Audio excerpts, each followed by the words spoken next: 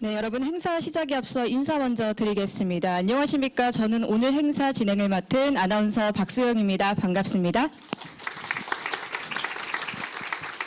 반갑습니다. 오늘 설명에 오신 모든 분들 진심으로 환영합니다.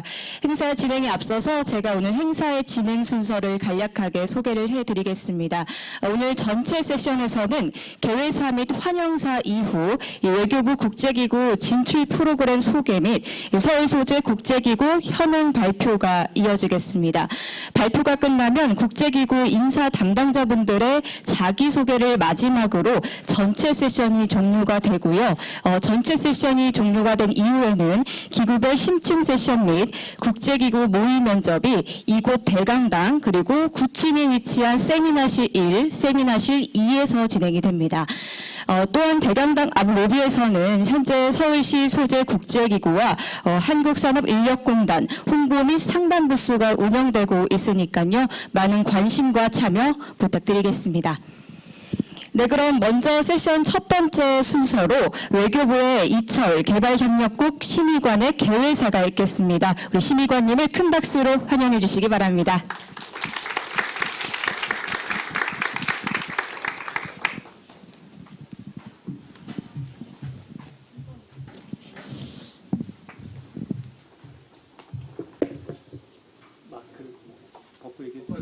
네, 벗고 진행하시면 되겠습니다.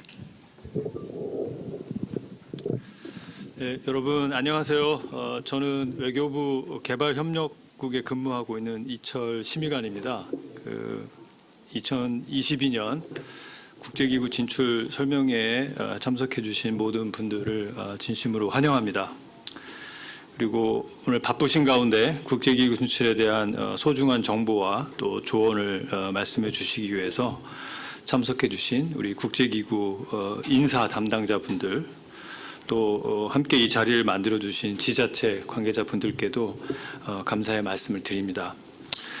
이번 설명회에는 유엔사무국, 그다음에 UNESCAP, 그다음에 UNHCR, WFP, FAO, UNFpa, UNV 등 총 7개 국제기구 그리고 서울특별시, 인천광역시, 전라북도 등 3개 지자체 그리고 한국산업인력공단이 함께 참석해 주셨습니다.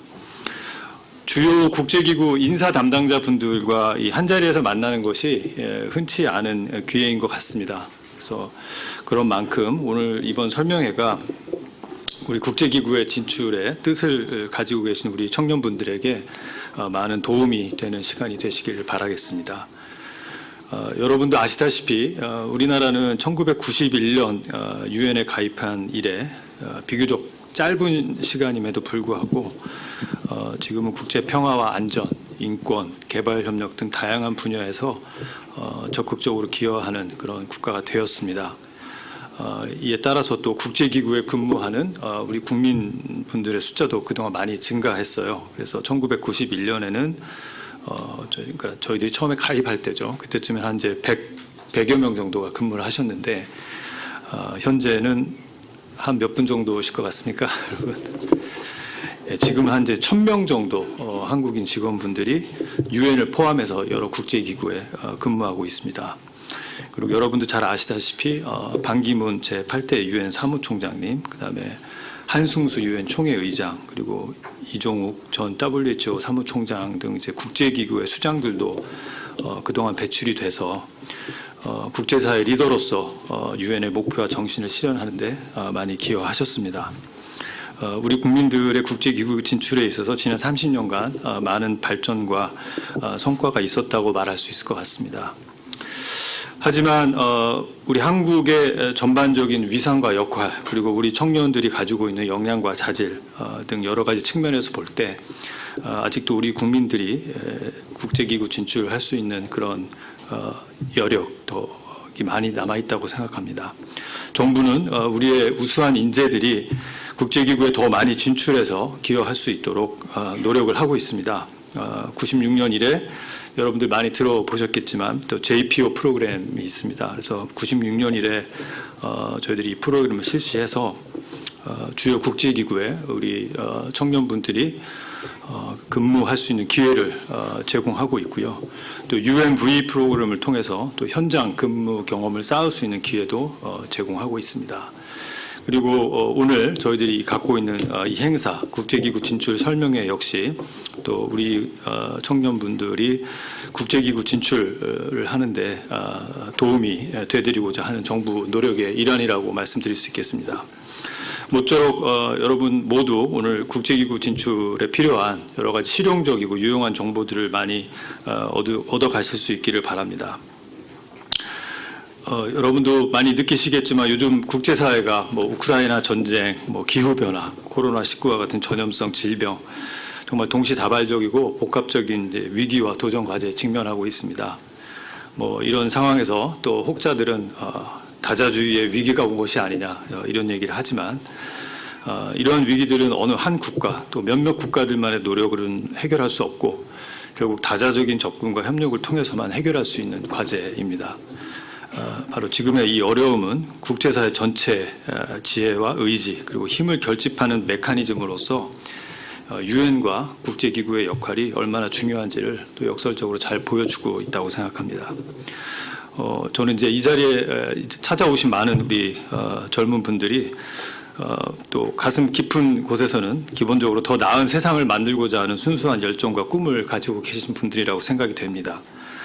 국제기구 근무는 또 여러분의 이런 꿈과 열정을 실현할 수 있는 기회의 하나가 될 것으로 생각을 하고요. 여러분이 이러한 꿈을 응원하고 또 이러한 꿈이 또 실제 국제기구 진출로 이루어질 수 있도록 정부도 할 수 있는 지원을 다해 나갈 예정입니다. 아무쪼록 오늘 행사가 여러분의 미래를 설계하고 준비하시는 데 도움이 되기를 바라고 다시 한번 행사 개최를 위해서 많이 도와주신 모든 분들께 감사드리겠습니다. 감사합니다. 네, 이철 개발협력국 심의관님의 개회사로 오늘 설명회 문을 활짝 열어봤습니다. 다음 순서는 서울특별시 김영환 경제일자리 기획관님의 환영사 청해 듣도록 하겠습니다. 큰 박수로 환영해 주시기 바랍니다.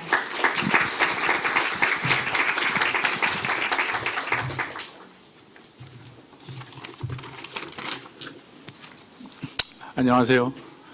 저 서울시 경제일자리 기획관 김영환입니다. 이렇게 많은 분들이 참석해 주셔서 고맙고요. 오늘 이 자리는 잘 아시겠지만 그 서울 시내에 존재하는 그 국제기구라든가 해외에서 리크루트를 하기 위해서 오신 국제기구 담당자들이 오셔가지고 저희 서울시를 비롯한 그 대한민국의 청년들이 새롭게 국제기구에 진출하기 위한 교두보를 마련하기 위해서 이렇게 모임을 하게 되었습니다. 잘 아시겠지만 저희 서울시에서도 청년 일자리를 많이 만들고 청년 인력을 양성하기 위해서 많은 노력을 하고 있습니다. 지금 오신 이 자리도 옛날에 산업인력관리공단이었는데 저 서울시에서 매입을 해가지고 각종 스타트업이라든가 창업지원센터, 그다음에 청년 일자리를 만들기 위해서 교육도 해주고요. 리크루트장 이렇게 오늘 같은 그 국제기구 설명회 같은 것도 개최를 해가지고 저희 청년들에게 생생한 정보라든가 취업할 때 면접할 때 어떤 노하우가 있는지 이런 걸 다양하게 좀 저희가 제공하고 있는데요. 서울시 홈페이지에 보시면 여러 가지 정보를 많이 활용할 수 있으실 것 같고요. 오늘 이런 기회를 통해 가지고 저희 국가 위상의 검을 받는 국제기구에 진출하셔가지고 대한민국의 미래를 밝게 해주시면 좋을 것 같고요. 오늘 이 자리에 참석해주신 외교부 관계자분들하고 그다음에 유엔협회 세계연맹 관계자분들, 그다음에 또 새롭게 후원해주시는 산업인력관리공단 관계자분께도 감사 말씀드리도록 하겠습니다. 저희가 코로나 때문에 한 2년 내지 3년 동안 이렇게 대면을 못하고 있었는데 비록 마스크는 끼고 있지만 이렇게 모여가지고 서로 교류도 하고 정보를 제공받았을 때 참 좋았던 것 같아요. 오늘 유엔에서 오신 분과 외교부 관계자들 오늘 참석하신 분들하고 같이 점심 드시면서 여러 가지 얘기를 나눴는데요. 저희가 진출할 그 세계 기구라든가 새로운 일자리는 많이 있는 것 같아요. 여러분들도 저희도 많이 서포트를 해드릴 테니까 좋은 성과 거두시길 기원하겠습니다. 서울시에서도 적극적으로 후원할 테니 계속 서울시의 문을 두드려주면 고마울 것 같고요. 오늘 좋은 성과 있기를 기원하겠습니다. 감사합니다. 네, 좋은 말씀 감사드립니다. 이렇게 내빈 분들의 개회사와 환영사까지 만나보셨습니다. 이번에는 외교부에서 진행하고 있는 다양한 국제기구 진출 프로그램에 대한 소개가 있겠습니다.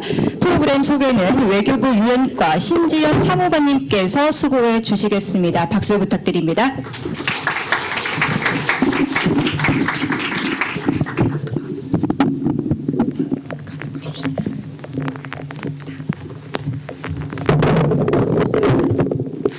예, 안녕하십니까. 저 외교부 유엔과 신지연 사무관이라고 합니다. 오늘 이 자리에 모두 와주셔서 너무 감사합니다. 저는 오늘 우리 국민의 국제기구 진출 경로와 국제기구 진출 현황과 국제기구 진출 경로 그리고 외교부의 국제기구 진출을 위한 지원 사업들을 소개해드리고자 합니다. 우선 우리 국민의 국제기구 진출 현황을 말씀드리겠습니다.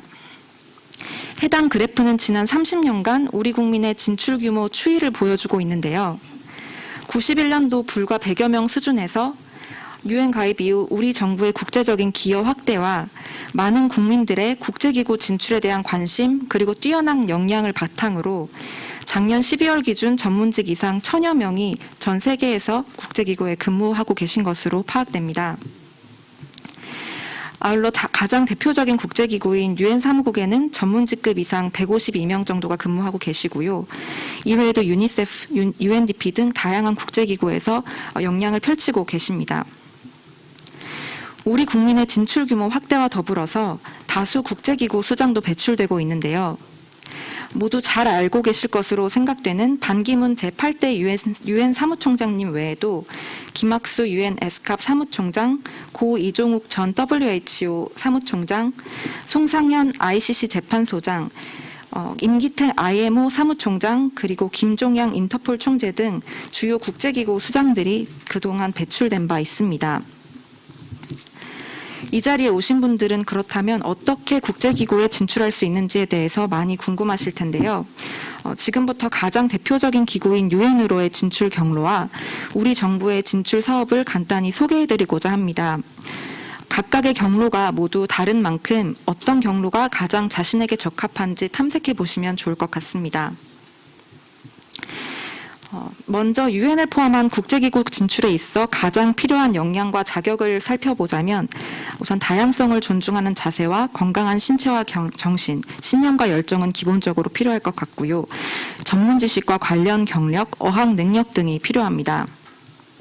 특히 마지막 세 가지 부분에 대해서 잠깐 말씀드리자면 전문직급, 즉 P급 이상 자리에 지원하시기 위해서는 석사학위 또는 학사학위를 보유하셔야 하고 최소 2에서 4년 이상의 경력이 필요합니다. 아울러 어학 능력의 경우에도 실무 언어, 특히 영어 또는 프랑스어에 능통하셔야 되고 본인이 관심이 있는 국제기구에서 중요도가 높은 언어가 있다면 그 언어를 유창하게 구사하신다면 가점 포인트가 되실 수 있습니다. 국제기구 진출 경로는 크게는 직접 지원하시는 방법과 한국 정부가 지원하는 방법을 통한 모색이 있을 수 있을 텐데요. 직접 지원의 경우에는 기구별로 수시 공석이 발생할 때 공석에 응모하는 방식이 있고요. 유엔 사무국에서 과소진출 국가를 대상으로 1년에 한 번 하는 영 프로페셔널 프로그램도 지원하실 수 있습니다. 그리고 한국 정부의 지원으로는 국제기구 초급 전문가 JPO, 그리고 UNB, 인턴십 등의 기회가 있습니다. 일반적인 공석 응모 절차를 말씀드리자면 우선 인터넷에서 개별적으로 공석 정보를 탐색하셔서 지원 서류를 준비하고 온라인으로 지원서를 제출한 이후에 서류와 필기 그리고 인터뷰를 통해서 시험을 응시하시는 방법입니다. 가장 다양한 기회가 제공될 수 있지만 그만큼 치열한 경쟁이 있을 것으로 생각되는 방법입니다. 관심이 있으신 분은 개별적인 국제기구와 국제기구 홈페이지를 통해서도 보실 수 있고요. 저희 인사센터에서도 공석들이 나오고 있기 때문에 그 정보를 참고하셔도 도움이 될 것으로 생각됩니다. 다음으로는 유엔 사무국에서 진행하는 YPP 프로그램입니다. 이건 모든 국가의 국민들이 대상이 아니고요. 유엔 사무국 내 과소진출 또는 미진출 국가의 국민들에게만 응시 자격이 주어집니다. 우리나라는 2019년부터 다시 YPP 대상국이 되어서 이번 연도에도 응시하실 수가 있고요. 올해 선발 분야는 법률, 정보사서 및 지식관리 분야입니다. 선발 시험은 1차 시험, 2차 시험 인터뷰로 진행되는데 1차 시험은 객관식, 2차 시험은 서술형 시험입니다. 최종 선발된 인원은 선발 시점으로부터 3년간 직원 명단에 포함되고 해당 분야 공석 수요가 발생할 경우 P1 또는 P2직위로 채용됩니다. 원서 접수 등 자세한 내용은 유엔 커리어스 홈페이지를 참고하여 주시면 감사드리겠습니다. 다음으로는 외교부에서 지원하는 프로그램들을 소개해드리겠습니다. 가장 대표적으로는 국제기구 초급 전문가 JPO 프로그램이 있습니다. 이 프로그램은 최대 2년간 정부 지원 하에 우리 국민을 국제기구 정규 직원과 동등한 조건으로 파견하는 프로그램입니다. 파견 후 80% 이상이 국제기구에 성공적으로 진출하는 것으로 집계되고 있어서 국제기구 진출에 매우 효과적인 프로그램이라고 평가받고 있습니다. JPO 파견 인원은 96년 5명에서 올해 25명으로 지속적으로 확대되어 오고 있고요.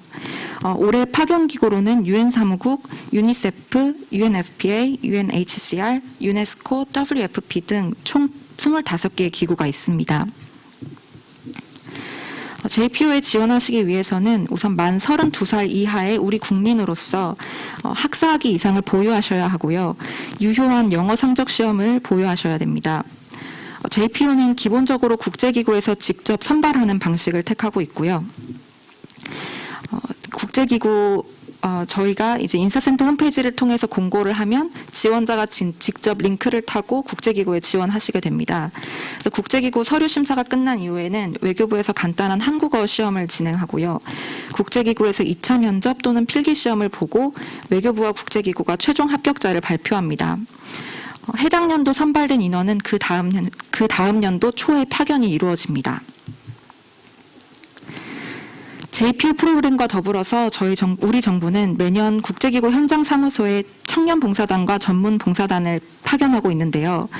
JPO로 합격하기 위해서는 일정 경력이 요구된다는 점에서 아직 경력이 없는 학생들의 경우에는 UNB 청년 봉사단을 지원해 보실 수 있을 것 같습니다. 청년봉사단의 경우에는 만 22살에서 29살 우리 국민이 학사 이상을 가지고 있으시면 지원하실 수 있고요. 전문봉사단의 경우에는 학사 또는 석사 그리고 3년 이상의 유관 분야 근무 경력이 있어야 하지만 나이는 27세 이상으로 비교적 제한이 적습니다. 올해는 청년봉사단 30명, 전문봉사단 25명을 선발하고 있고요. 간혹 미선발 직위에 대해서는 연중 공모를 하고 있기 때문에 국제기구 인사센터 홈페이지 공고를 잘 확인해 주시면 좋을 것 같습니다. 네, 여기까지가 저희 국제기구국 유엔과에서 진행하는 프로그램이고요. 이외에도 다른 부서에서 국제에너지기구 인턴 파견, 국제환경전문가 양성과정, 중남미 지역기구 인턴 파견 등 프로그램을 진행하고 있습니다. 해당 정보는 mopa.go.kr 유스 홈페이지에서 확인하실 수 있고요.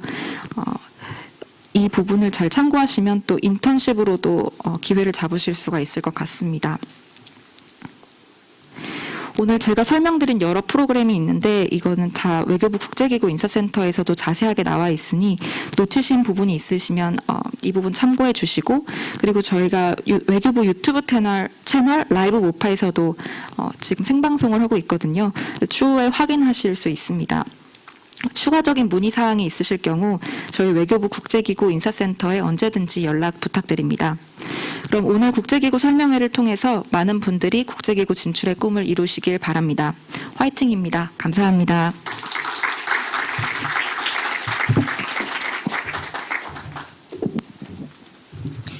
네, 감사합니다. 국제기구 진출 프로그램에 대한 소개에 대해서 수고해 주셨습니다. 다음 순서로는 서울시에 소재한 유엔 및 국제기구 현황에 대한 소개가 있겠습니다. 서울시 국제협력과 박도영 주무관님께서 수고해 주시겠습니다. 박수 부탁드립니다.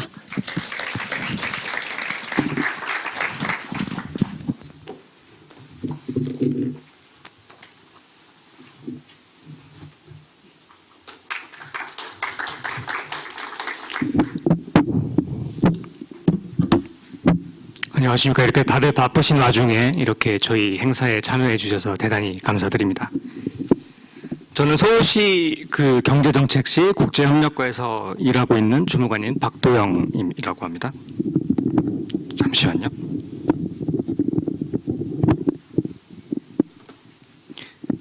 이 년 동안 온라인으로 개최되었던 행사가 올해부터 이제 여러 가지 코로나와 관련된 제한 조건이 해제됨에 따라서 이렇게 대면으로 개최를 하게 된 데에 대해서 대단히 환영의 말씀을 먼저 드리겠고요. 앞으로도 이 행사를 지속해서 많은 분들이 실질적인 정보를 제공할 수 있기를 소망하며 서울에서 활발히 활동 중인 저희 다양한 분야의 국제기구에 대해서 소개해 드리고자 합니다. 국제기구는 한 국가 또는 한 도시에만 국한되는 문제가 아닌 기후변화 등 전 세계적인 공동문제 해결을 위해 노력하는 기능적인 조직체라고 할 수 있습니다. 대부분 국제기구라고 하면 우선적으로 떠올리는 것이 유니세프, WHO 등과 같은 유엔 산하 기구들일 텐데요. 이러한 유엔 산하기구 외에도 그 정부 간 협정에 따라 설립된 정부 간 기구, 도시를 회원으로 하는 도시 간 기구, 그리고 다양한 국제 이슈를 다루는 국제 NGO 등도 모두 국제기구의 범주에 포함된다고 할 수 있습니다.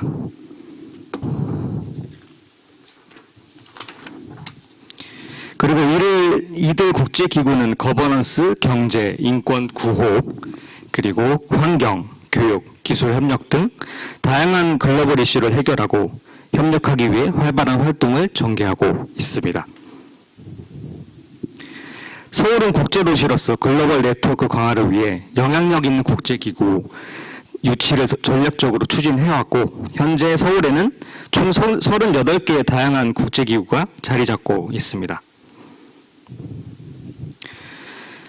지역적으로는 교통 및 인프라 등 입지적 장점이 큰 저희 종로구와 중구, 그리고 총 24개의 국제기구가 중점적으로 분포를 해 있고요. 그 외에 서부권, 강남권, 그리고 등지에 총 14개의 국제기구가 나뉘어져 위치를 하고 있습니다.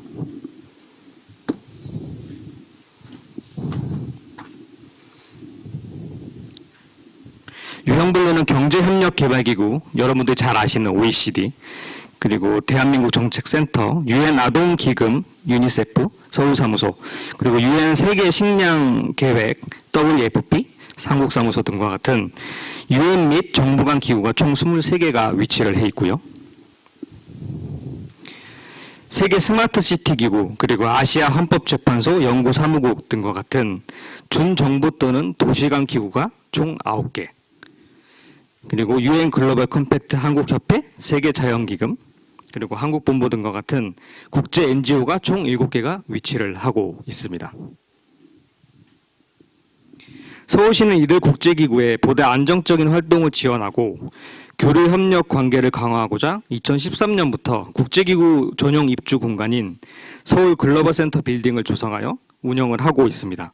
현재 종로구에 위치한 본 건물은 총 지하 4층, 지상 15층 규모로 현재 11개의 국제기구와 외국인 지원기관 등 총 9개를 더불어서 총 20개의 단체가 입주를 해서 지금 현재 운영을 하고 있습니다. 특히 올해 10월에는 유엔 여성기구의 성평등센터도 10월 달에 입주를 해서 활동을 시작할 예정입니다.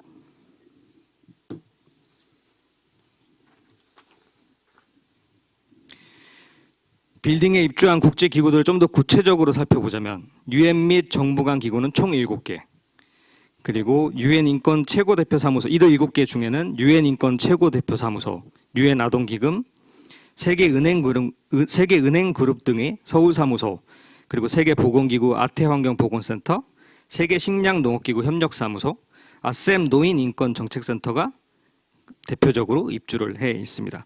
방금 말씀드린 것처럼 유엔 여성기구 성평등센터도 10월 달부터 입주를 해서 활동을 개시할 예정입니다. 준정부간 또는 도시간 기구는 총 4개로 시티넷 사무국, 그리고 세계 스마트시티 기구, 이클레이 동아시아 본부, 아시아 헌법재판소, 연합, 연구사무국 등이 입주를 해 있습니다. 국제기구 전용 공간으로 조성된 만큼 입주 기관들의 만족도가 크고 신규 입주를 희망하는 국제기구 수요도 지속적으로 저희한테 문의를 주고 있는 상황입니다.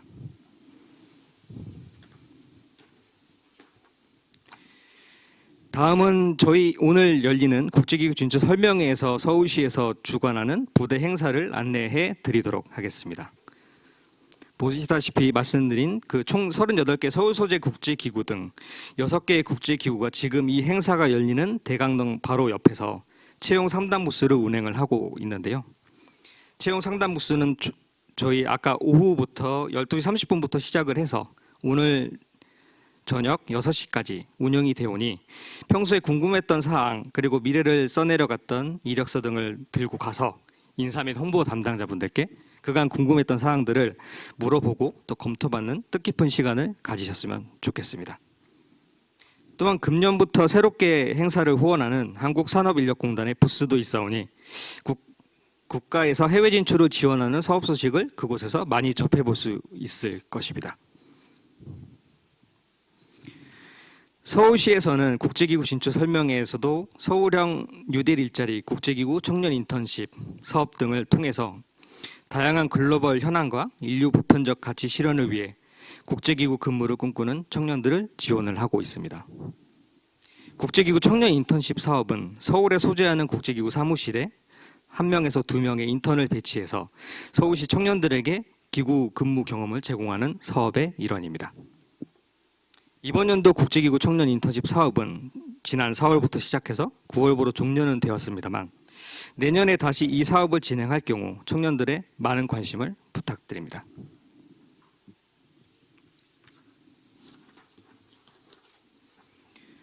앞으로도 서울시는 위상 있는 국제기구 유치 및 지원을 지속해서 국제 경쟁력을 갖춘 글로벌 서울 도시가 될 수 있도록 노력하겠습니다.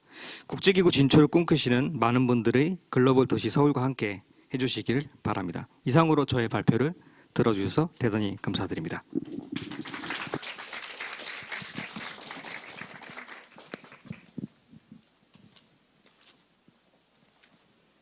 네, 감사합니다. 서울시에 소재한 유엔 및 국제기구 현황에 대한 발표였습니다. 네, 각도영 주무관님께서 수고해 주셨습니다. 다음은 오늘 설명회를 위해서 먼 곳에서 자리를 해주신 국제기구 인사 담당자분들을 모시고 직접 간략한 인사 말씀과 함께 기구별 소개를 듣는 시간 갖도록 하겠습니다. 총 7개 기구 인사 담당자분들께서는 무대 위로 올라와 주시면 감사하겠습니다.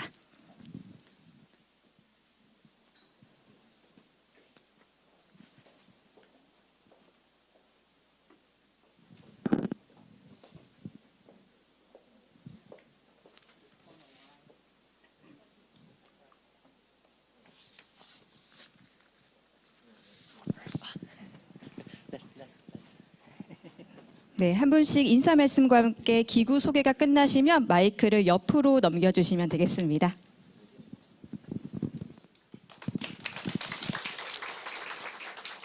Hi, my name is Kwon Hong-seok. I'm from the UN Secretariat in New York. I'm currently serving as the Chief of Strategic Talent Management Service in Office of Human Resources. I joined the UN 28 years ago. Don't try to guess my age. Through the Young Professionals Program. I took the exam in '93 and joined in '94 in Bangkok, where Sumi serves, Economic and Social Commission for Asia and the Pacific. I worked as Associate Program Officer in the area of transportation and infrastructure development. I was there for 4.5 years. I moved to New York and been in human resources management since then, serving in different areas of human resources management. And I also served in UNESCO in Paris for 2 years as the HR director. I want to thank the City of Seoul and Ministry of Foreign Affairs for organizing this event, and such a great pleasure and feel privileged to be with you all and see a lot of interest and enthusiasm and energy. So look forward to engaging with you. Thank you.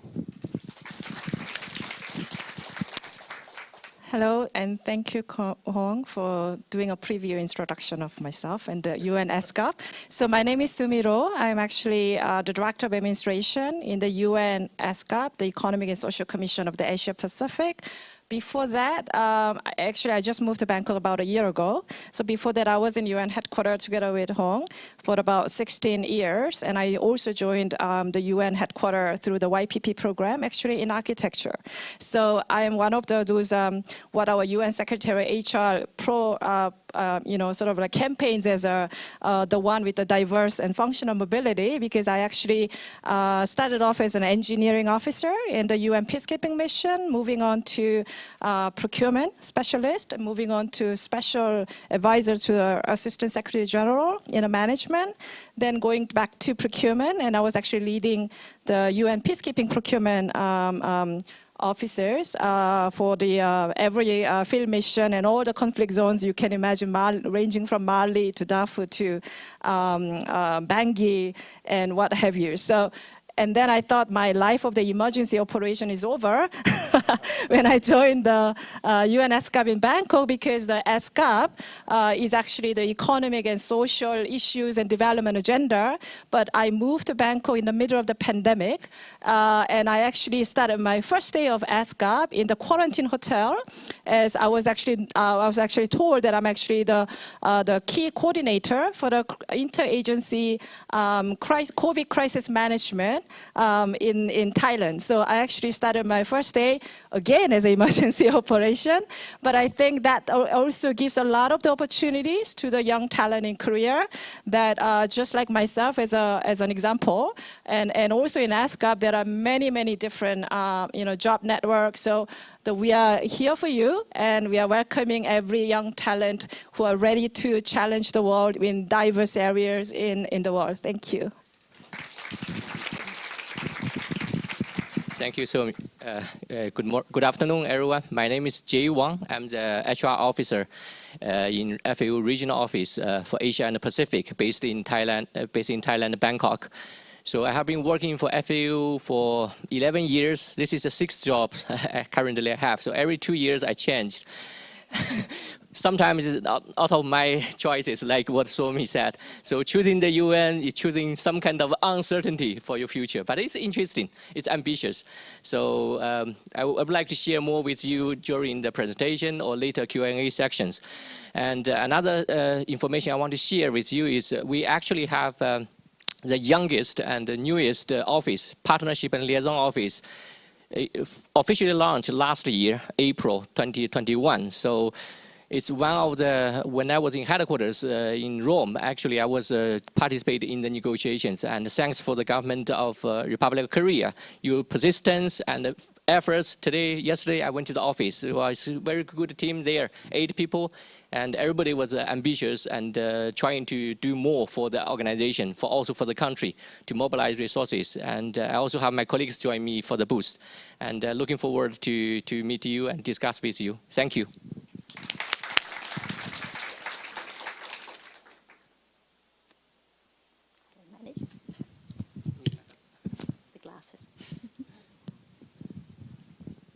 Good afternoon, everyone. It's really a pleasure to be here, and I wanted to thank the Ministry of Foreign Affairs and the Seoul Metropolitan Government for this invitation, and it's a wonderful thing to see such an audience full of people, young people that I'm sure are very motivated.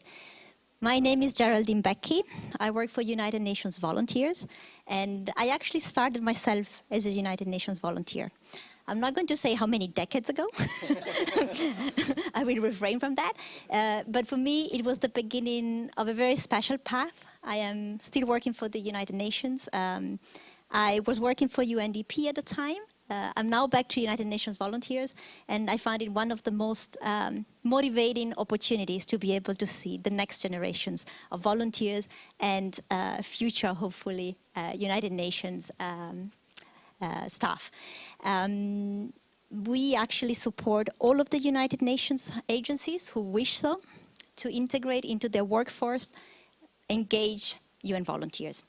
And we have a very special partnership as well with the government of Korea, with the ministry, but also with KOICA. And this enables actually a lot of volunteers to be posted every year. I think that all of the agencies that are here actually have some volunteers, or if not. And so it's really a pleasure to be here, and we will share a bit. I will share a bit more of the opportunities during the session. Thank you. Good afternoon, everybody. First of all, I would like to thank the Ministry of Foreign Affairs and the government of Seoul for organizing this event. It's really a pleasure being here, and I would also like to thank my colleagues in UNHCR who are here and who have been providing a lot of support, and they will keep providing support during the afternoon to all of you. My name is Lushana Akhtar. I'm the head of recruitment in UNHCR. For the last 20 years, I wake up every morning thinking, I'm going to do something that is going to help a person in need today, and it's a wonderful feeling. I also started working for the UN as an intern, 20 years ago. I'm still happy. I think it's the best way to get a feel of what the UN does and to see if it fits you or not. It might be the right fit, or maybe working for Samsung might be the right fit, or maybe working for the Ministry of Foreign Affairs might be the right fit. Give it a try. Until you try it, you're not going to know what's the best career path for you. At the moment, I'm working for UNHCR. I have worked for other UN agencies. I think in HR, it's easy to move around. I've been working in headquarters. I worked in New York. I worked in Copenhagen. I worked in Rome. But I also worked in Somalia. I worked in Afghanistan. And I worked in Cambodia. So I have this mixed career path, which gives me understanding of what it is to be in the field, but also what it is to be in headquarters. I think that today we're going to give you some more information about UNHCR. Please join our breakout room, room number 2, I think, later. We also have some goodies for you. We also have some questions for you, maybe some surprises. Just to say, UNHCR is a UN agency dealing with people who are forced to flee. So this is refugees, asylum seekers, returnees, internally displaced people, and you're going to find out more information during my presentation later. Thank you so much, everybody.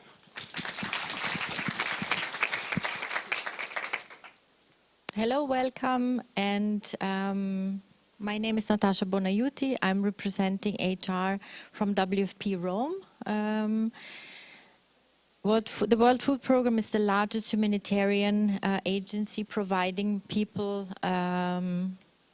to save their lives and those who suffer after a disaster strikes their lives. As the two organizations work together, we will have also an opportunity to have a presentation this afternoon where we explain a bit more about the organization, about what we do.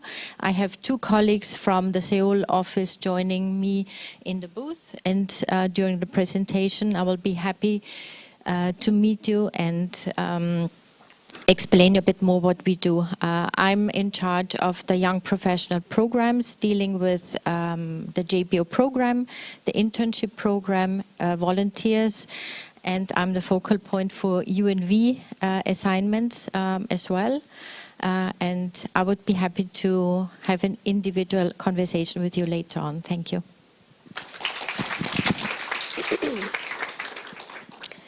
Hello, everyone. I hope you can all hear me. My name is Lushana Akhtar, and I'm with the Division for Human Resources with the UN Population Fund. And I'm based in New York, which is where our headquarters is. And I will say that for the Division for Human Resources, the areas that we concentrate on is, specifically my role, is the Young Professionals Program. So much of what you heard my colleagues say, junior professional officers, in terms of internships as well. UNFPA offers a stipend if anyone is interested, as well as remote internships. We have a great liaison office here, located at Yonsei University, and so our booth will be manned by 3 of my colleagues from there today. And for those who are not familiar with the UN Population Fund, we are not the biggest of the UN agencies, but that can actually be a competitive edge when you're applying, if you want to think about it strategically. And we are the agency that works for young people's potential. So it's been great to be here today and to learn about all the things that everyone from MOFA to this Seoul City government has been doing to support your potential, and I think we're all very lucky to be a part of this event today. So thank you, and I look forward to getting to know all of you. 네, 여러분 발표에 수고해 주신 7분께 다시 한번 큰 박수 보내주시기 바랍니다. 네, 저희 기념 촬영을 진행을 하려고 합니다. 서울시 그리고 외교부 관계자분들 무대 위로 올라오셔서 함께 단체 촬영 진행하도록 하겠습니다.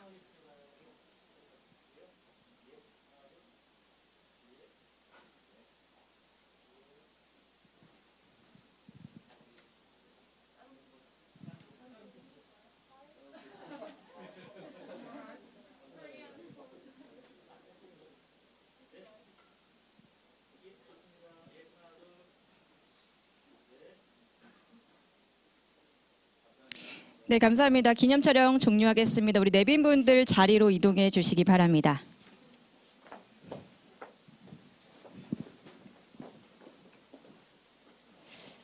네, 모든 발표자분들과 발표를 경청해 주신 모든 분들께 감사 말씀드립니다. 현재 시간이 2시 40분이 조금 지났습니다. 잠시 후 3시 15분부터는 3개 그룹으로 나눠서 기구별 분과 세션 및 모의 면접 특별 세션이 진행이 될 예정입니다. 저희가 안내를 조금 해드릴게요. 유엔사무국과 유엔에스캅, UNFpa 분과 세션 참석을 희망하시는 분들께서는 잠시 쉬었다가 이곳 대강당에 모여주시면 되겠고요.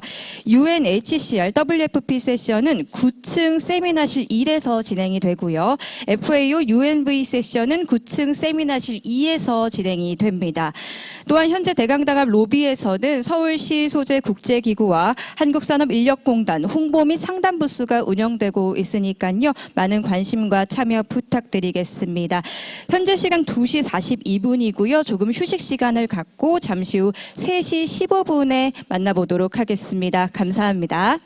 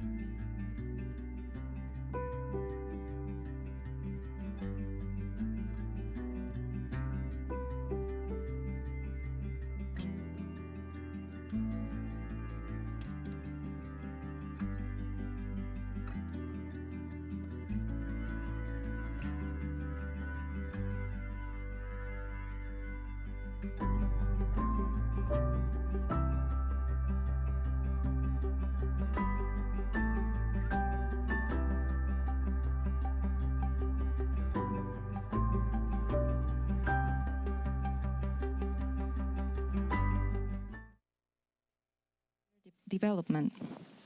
The Q&A session for our three organizations will follow. So now, moving along to our session, Mr. Hong Kwon will give a presentation first. Please welcome him with a big round of applause.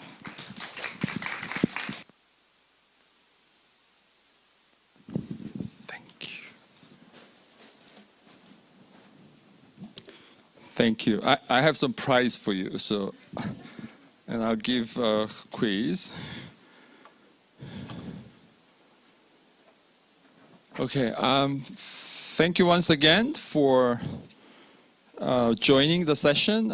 Great privilege to be here with you, and again, good to see a lot of interest and energy and enthusiasm to hopefully, potentially working for the UN organizations. Again, my name is Kwon Hong Seok. Introduce myself. Currently with the UN Secretariat. I've been in the UN for 28 years, mostly with UN Secretariat since end of 1994. I was with the UNESCO in Paris for 2 years. Came back to the Secretariat and currently serving as the Chief of Strategic Talent Management Service, covering recruitment, diversity, outreach, mobility, performance management, learning and development, and career development. Finished my high school in Korea, went to Seoul High School. Anybody from Seoul High School? No one from Great High School in Korea? Oh. And then I went to Africa and spent a couple of years in Africa, and then went to the US and finished my education in the US and worked in the private sector for about 4.5 years and took the exam, Young Professionals Program, and luckily I got in. So here I am. First quiz. When was the UN founded? What year? 1945. Is it correct? No, that's correct, right? Where?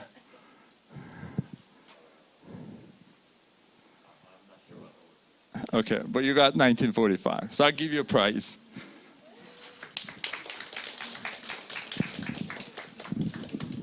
Give it to your sister or mom.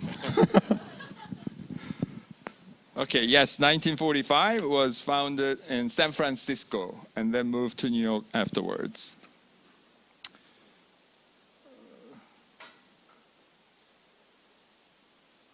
Oh. Okay, sorry. Okay, I'll skip my introduction. Have done it already. My presentation will cover the overview of the UN system. We'll talk about how the UN is changing and how we are gearing towards the 21st century sort of challenges, how we are going to address them. We'll talk about the importance of diversity, equity, and inclusion in the UN Secretariat and what we are doing in terms of enhancing those elements, and just go through an overview of entry points and job families and job networks that we have, and hopefully can provide some tips for your application. And we'll go through Q&A as well. This chart looks very complicated. Hope it doesn't overwhelm you. Just to provide an overview of how the UN system is structured. It consists of different organs and UN organizations, and all the UN organizations that are present here today should be on the map. I'm going back because it has the answer on the map. What are 6 organs of the UN? Okay. Uh-huh. Uh-huh. Uh-huh. Uh-huh. ECOSOC. One more. Secretary, yes. Would you like black or green? Black. There you go. Good job. As you see on the left-hand side, 6 organs. Okay.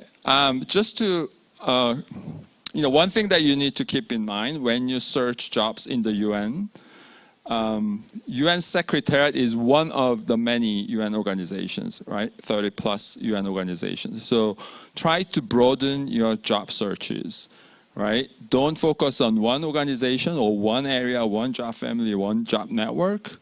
Broaden your job searches. And I'll get into what sort of jobs that we offer, but try to broaden your job searches, because there are many organizations that may attract you and you may be interested in.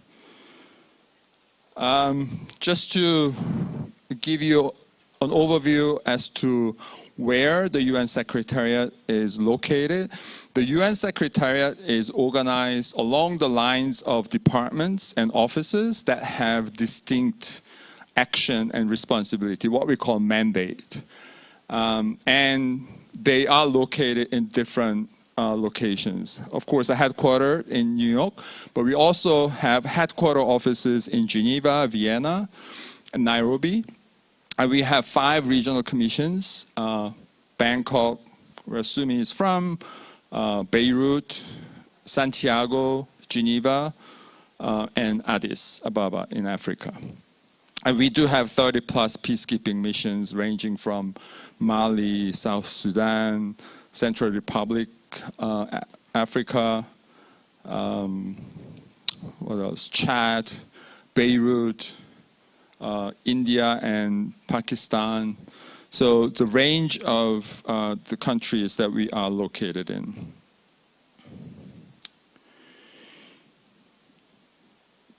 We are engaged in 4 broad areas of work: peacekeeping operations, human rights, humanitarian affairs, economic and social development.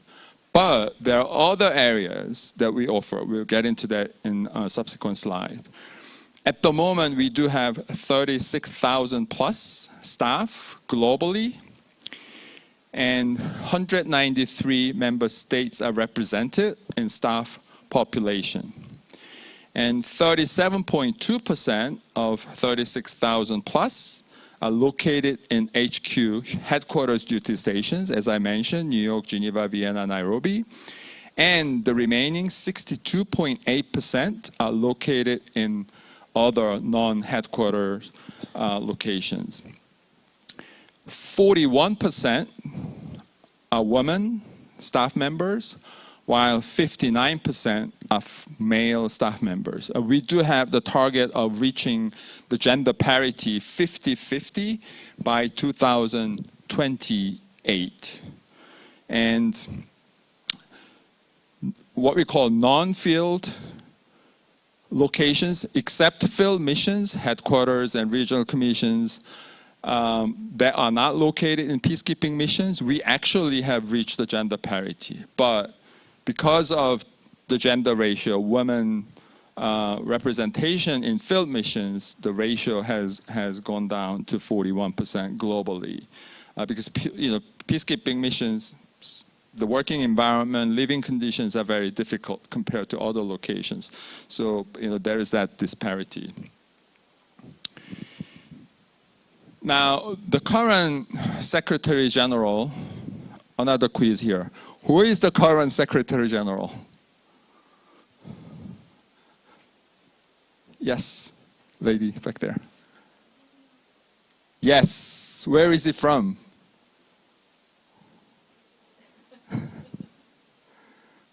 Portugal, but you got his name right. Would you like green or black? Would you like color green or black? Dr. Black?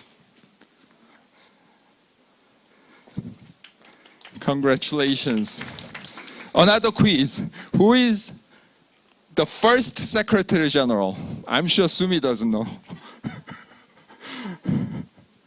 Who is the first Secretary General of the United Nations? Sorry? Nope. Close.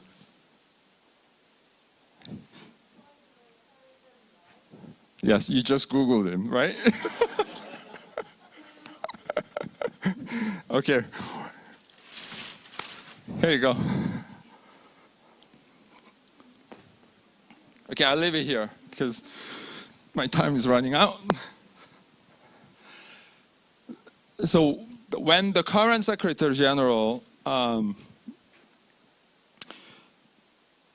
announced in assuming his second-year term, so he is now in the second five-year term, that the UN will embark on a comprehensive transformation called UN 2.0, our common agenda, which is designed to offer more relevant, results-based, system-wide solutions for 21st century challenges. Now, to achieve that, we will need to have the key capabilities, which include data analysis and communications, innovation and digital transformation, strategic foresight, the performance and results orientations, and behavioral science. These key capabilities should be embedded in all functions of the UN, job families and job networks of the UN.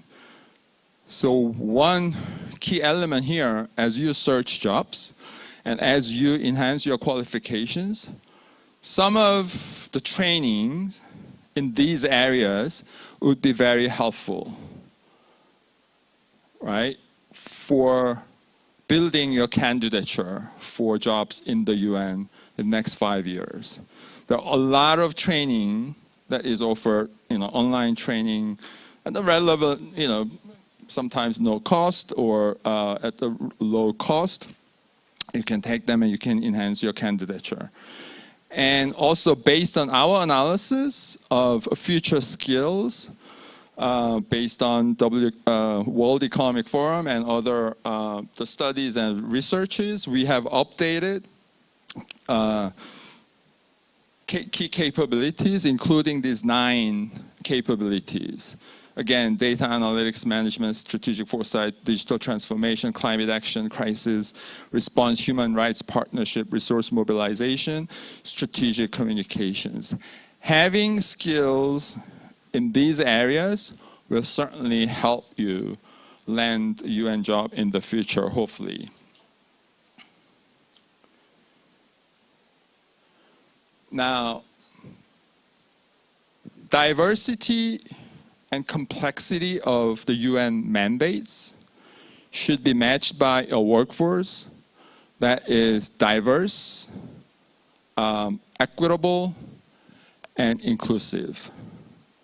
And the workforce that mirrors the peoples and the communities that we serve. Because we serve 193 plus member states and their peoples.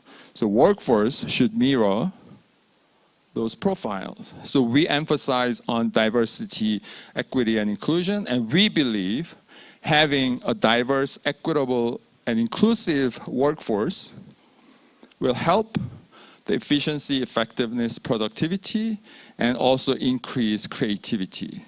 So we are working on the 6 areas that you see on the slide: disability inclusion, anti-racism, youth, multilingualism, geographical representation, and gender parity.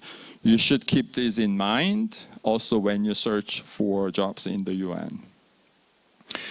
The UN Secretariat has recently launched a new values and behaviors framework that forms the basis for organizational culture, and particularly at the leadership and management levels.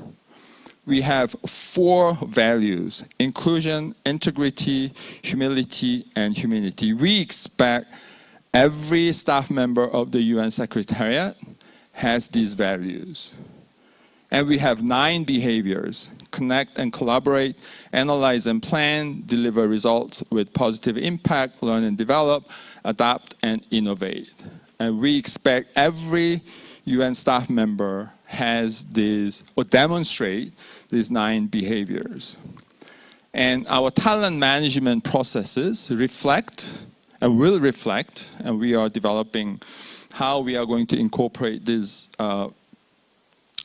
4 values and 5 behaviors into recruitment, performance management, learning and development.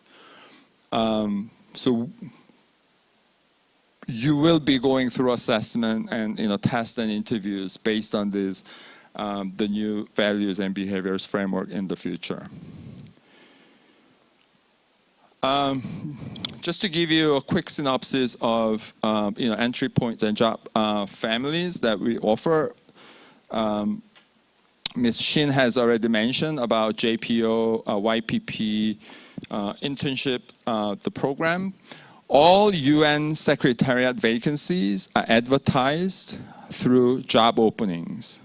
Whether they are regular vacancies or temporary vacancies, they are all advertised in our careers portal, either through regular job openings or temporary job openings. Internships, consultancies are also announced through job openings in the careers portal. For professional and higher categories, we do have different levels, as you can see, from P2 to D2. When you pass the YPP, you will be recruited at a P2 level. To take YPP, it doesn't require any experience, but when you apply for a P2 regular job opening, they normally ask you for 2 years of experience, going up to 15 plus years of experience at the D2 level. On the right-hand side provides a list of job families that the Secretariat offers. Not going to go through the list. One thing that you have to keep in mind, except, as we mentioned, broad areas of human rights, humanitarian affairs, peacekeeping, and economic and social development, there are other areas that the UN also offer jobs in, as other organizations, including private sector companies, offer. Logistics, transportation, supply chain, public information, IT, security and safety, management and administration, legal jobs, and science jobs. Medical doctors, nurses, we also hire. So again, when you think of the UN, you think of humanitarian affairs, human rights, political affairs, peacekeeping operations. But there are other jobs which actually in terms of the absolute number, exists more in the UN Secretariat than other those sort of flagship jobs. And in non-flagship jobs, the competition may be lower than the flagship areas. So, something to keep in mind. Just to give you an overview as to number of Korean nationals working in the UN, Mission has already presented. There may be some difference, but generally, there are, as of September 2022, 184 staff members, Korean nationals working in the UN Secretariat. About 70% are female and 30.4% are male. And about 77% work in professional and higher categories, and 13.6% in senior positions, P5 and above levels. They work in 28 different duty stations, mostly in New York and Geneva, Seoul, Incheon, Bangkok, Nairobi, and Vienna. The number of JPOs has increased over 10-year period of time, from average of 3.8 from 14 to 18 to average of 8.4 between 19 to 23. Still, Korea is underrepresented. In terms of, we have the quota system. Quota is determined by contributions, the level of contributions that we pay to the UN. So Korea is still underrepresented, so we need to hire more Koreans. Just to give you a quick overview as to number of applications and the success rate of applications for Koreans. From 2017 to 2022, there were about 13,000 applicants for jobs in the professional and higher categories and the field service category. Field service jobs are mostly in peacekeeping missions. So we had about 13,000 applications from Korea. 159 got shortlisted, meaning they were invited to assessment and interviews, and 103 got selected. So in terms of percentage, it's less than 1% who was successful at the end. Now, 55% of 13,000 applicants were female, and they were from ITechNet, LogNet, SafetyNet, ScienceNet. Actually, the less application in those networks, so we need more applications from those networks, especially from female applicants. And LegalNet and Political Network, we need more male applicants. So other job networks, I think we did have a sort of adequate level of applications, but we need more applications. So the point is, more applications we have, the more successful candidates that we are going to have at the end.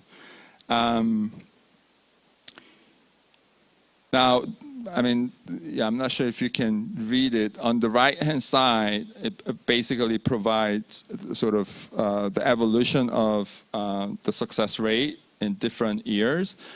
For example, 2017, what is it? 62% of applications, the Korean applications, got screened in. And of that, 7.5% got shortlisted. They were invited to assessment and interviews. And of that, 11.5% were selected.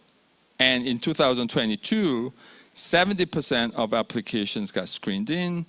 And of that, 14% got shortlisted. And of that, 24.5% were selected. So the success rate has gone up, right? So again, the point is, we need more applications to have more Koreans successful. Okay, I'm going to skip the next chart. This is for quarter 2 and quarter 3 of 2022. Now, I got the new number, 140 applications from Koreans for professional and higher category jobs, and 94 got screened in, and 6 got shortlisted, and 5 was selected at the end. So it's, again, the competition is very tough, right? But also you can be successful. Now 52% of the applications were female and 48% from male. And of those who got screened in, 54% female and 46% male. Of the successful candidates, 60% female and 40% male. So women tend to do better at the end. So no comment on that. Again, the chart on the right side basically compares the successful rate in the process based on gender. Now we have developed the talent pool. It's a database of profiles, and you can create a profile anytime. If you go to our careers portal, you will see a small blue box. You can click on it, you can create your profile.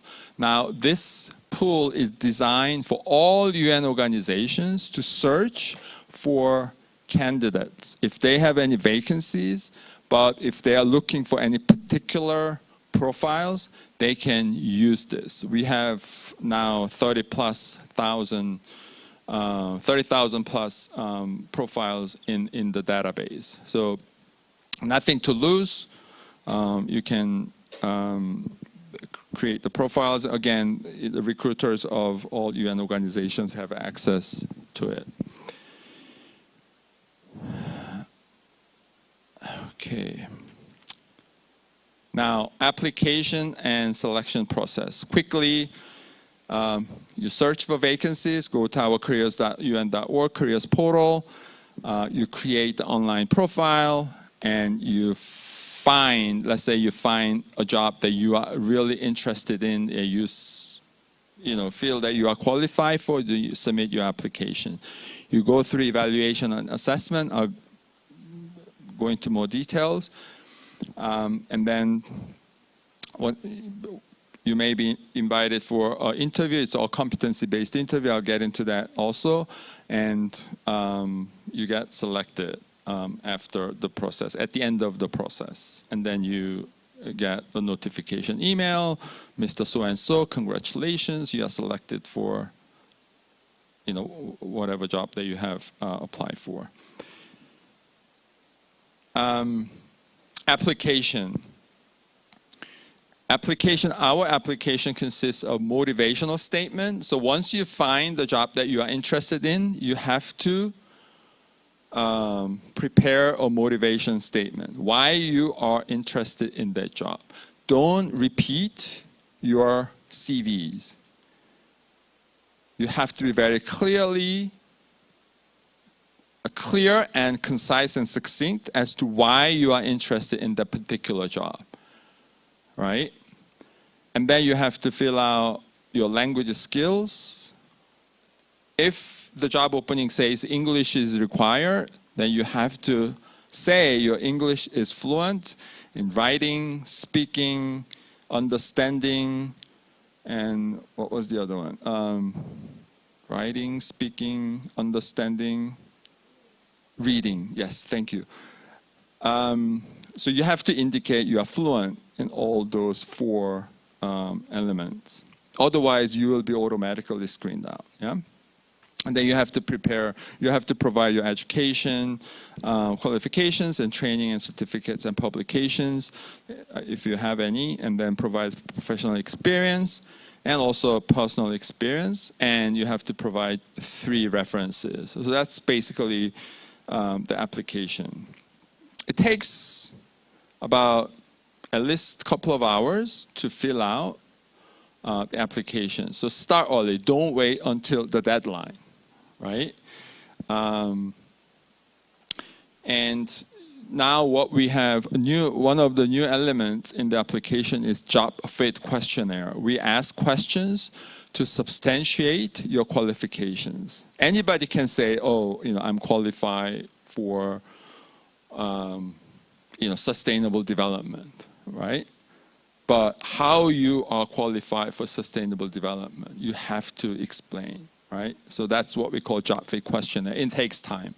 So start early, you can save it and continue again, but don't wait until the deadline. Online assessment. So once your application is screened in, right, and you are shortlisted, you may be invited to a written assessment.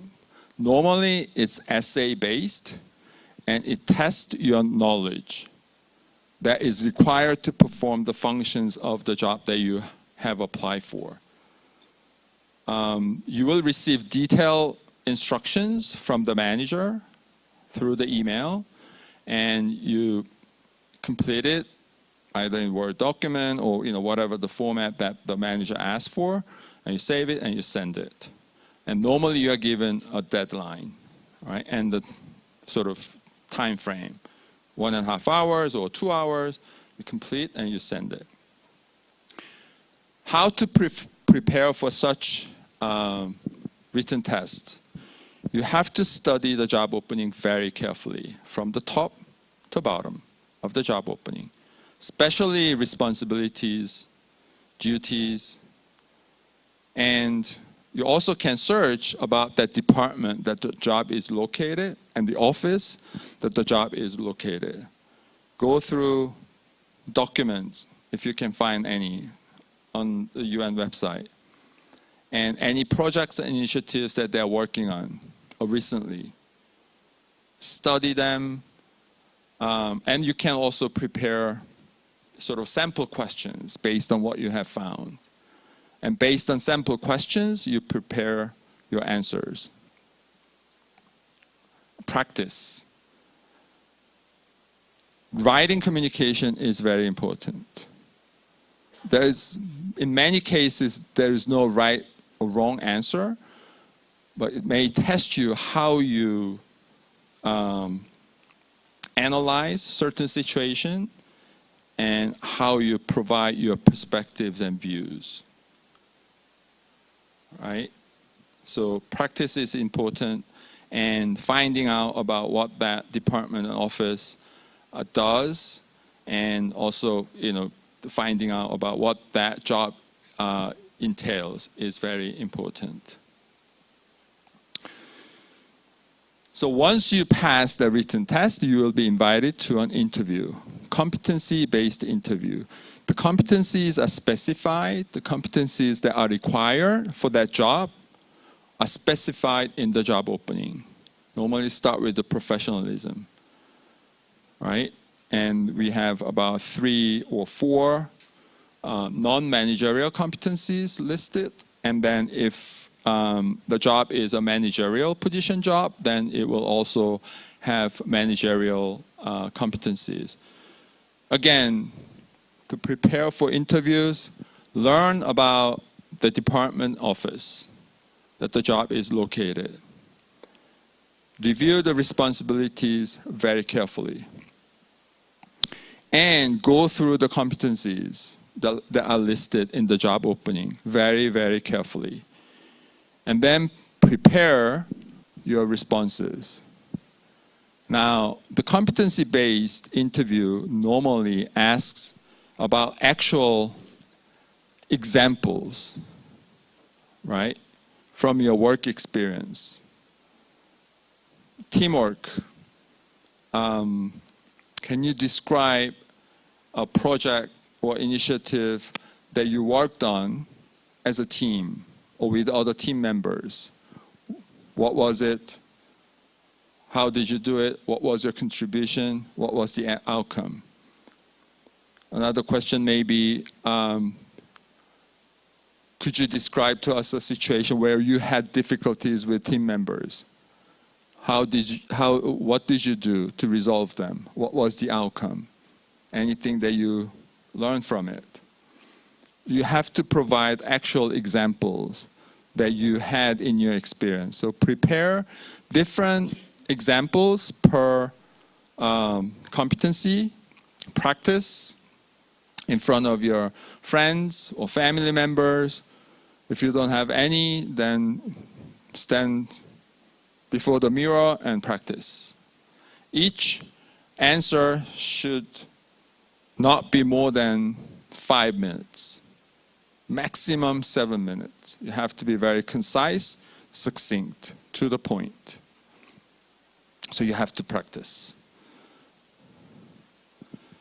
Again, what are competencies? I'm going to go through it. It basically consists of the ability, personality, behavior, knowledge, motivation that are required to perform that job, right? And the large box provides a list of competencies that we have now. As I mentioned, these competencies are going to be replaced by the new values and behaviors framework that we have launched, but we are still developing how we are going to reflect the values and behaviors into our recruitment system. So until then, these competencies will continue to be used, right? So just to give you some tips in terms of preparing for your responses to competency-based interviews, what we call CAR. So in your response, first you have to provide the context or challenge that you have faced. And then you have to provide what actions you took in that situation, what you did, right? What I did. And then what was the result of your actions? And what did you learn from it? Are there anything that you would do differently if you face the same situation? So example that you have, Beth as a candidate, right? So question, I think must have been, can you describe to us a situation where you worked on a project or initiative that enhanced the productivity of the office? What was the context? Beth, the candidate, she was asked to look at the office filing system, which was disorganized and hard to use. So that was the situation and challenge. And what action did she take to enhance the system? She analyzed the system and reorganized it so information was more logically arranged and easier to find. That was the action that Beth took. What was the result? She made the team's work easier, which saved time and allowed the office to serve clients more effectively and efficiently. I mean, it's a very simple example, but you get the point. Again, context, actions you took, what was the result, and anything that you learned from it, anything that you do differently. So that's why we call it CAR, context, action, result, and learning.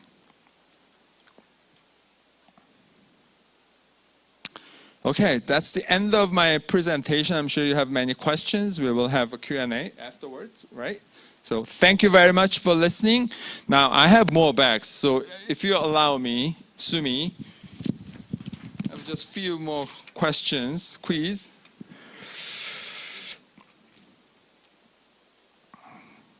What are the 6 official languages of the UN? Very easy question. The back there, yes.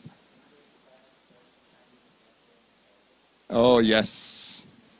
Very good. Which color would you like?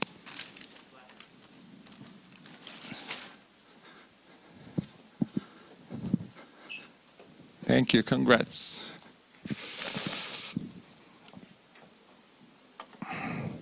How many goals of the sustainable development? 17, yes. Would you like green? Do you have more black? Yes. Thank you very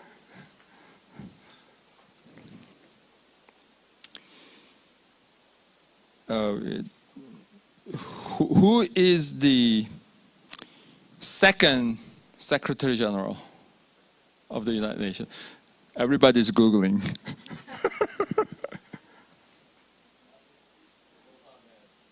Sorry. Who? Good try. Dag Hammarskjöld. Which color? Yes, I have black.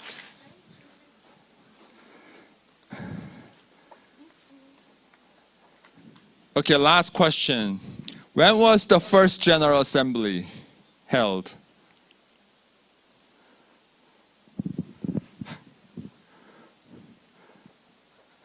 Busy Googling, huh?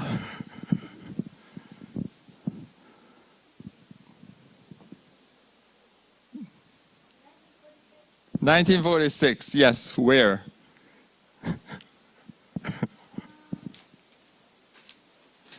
Okay, you got it right. Okay. Ooh, this feels so heavy. It has extra gift in it. Thank you very much. Once again, thank you for listening. I'll see you later. Sumi.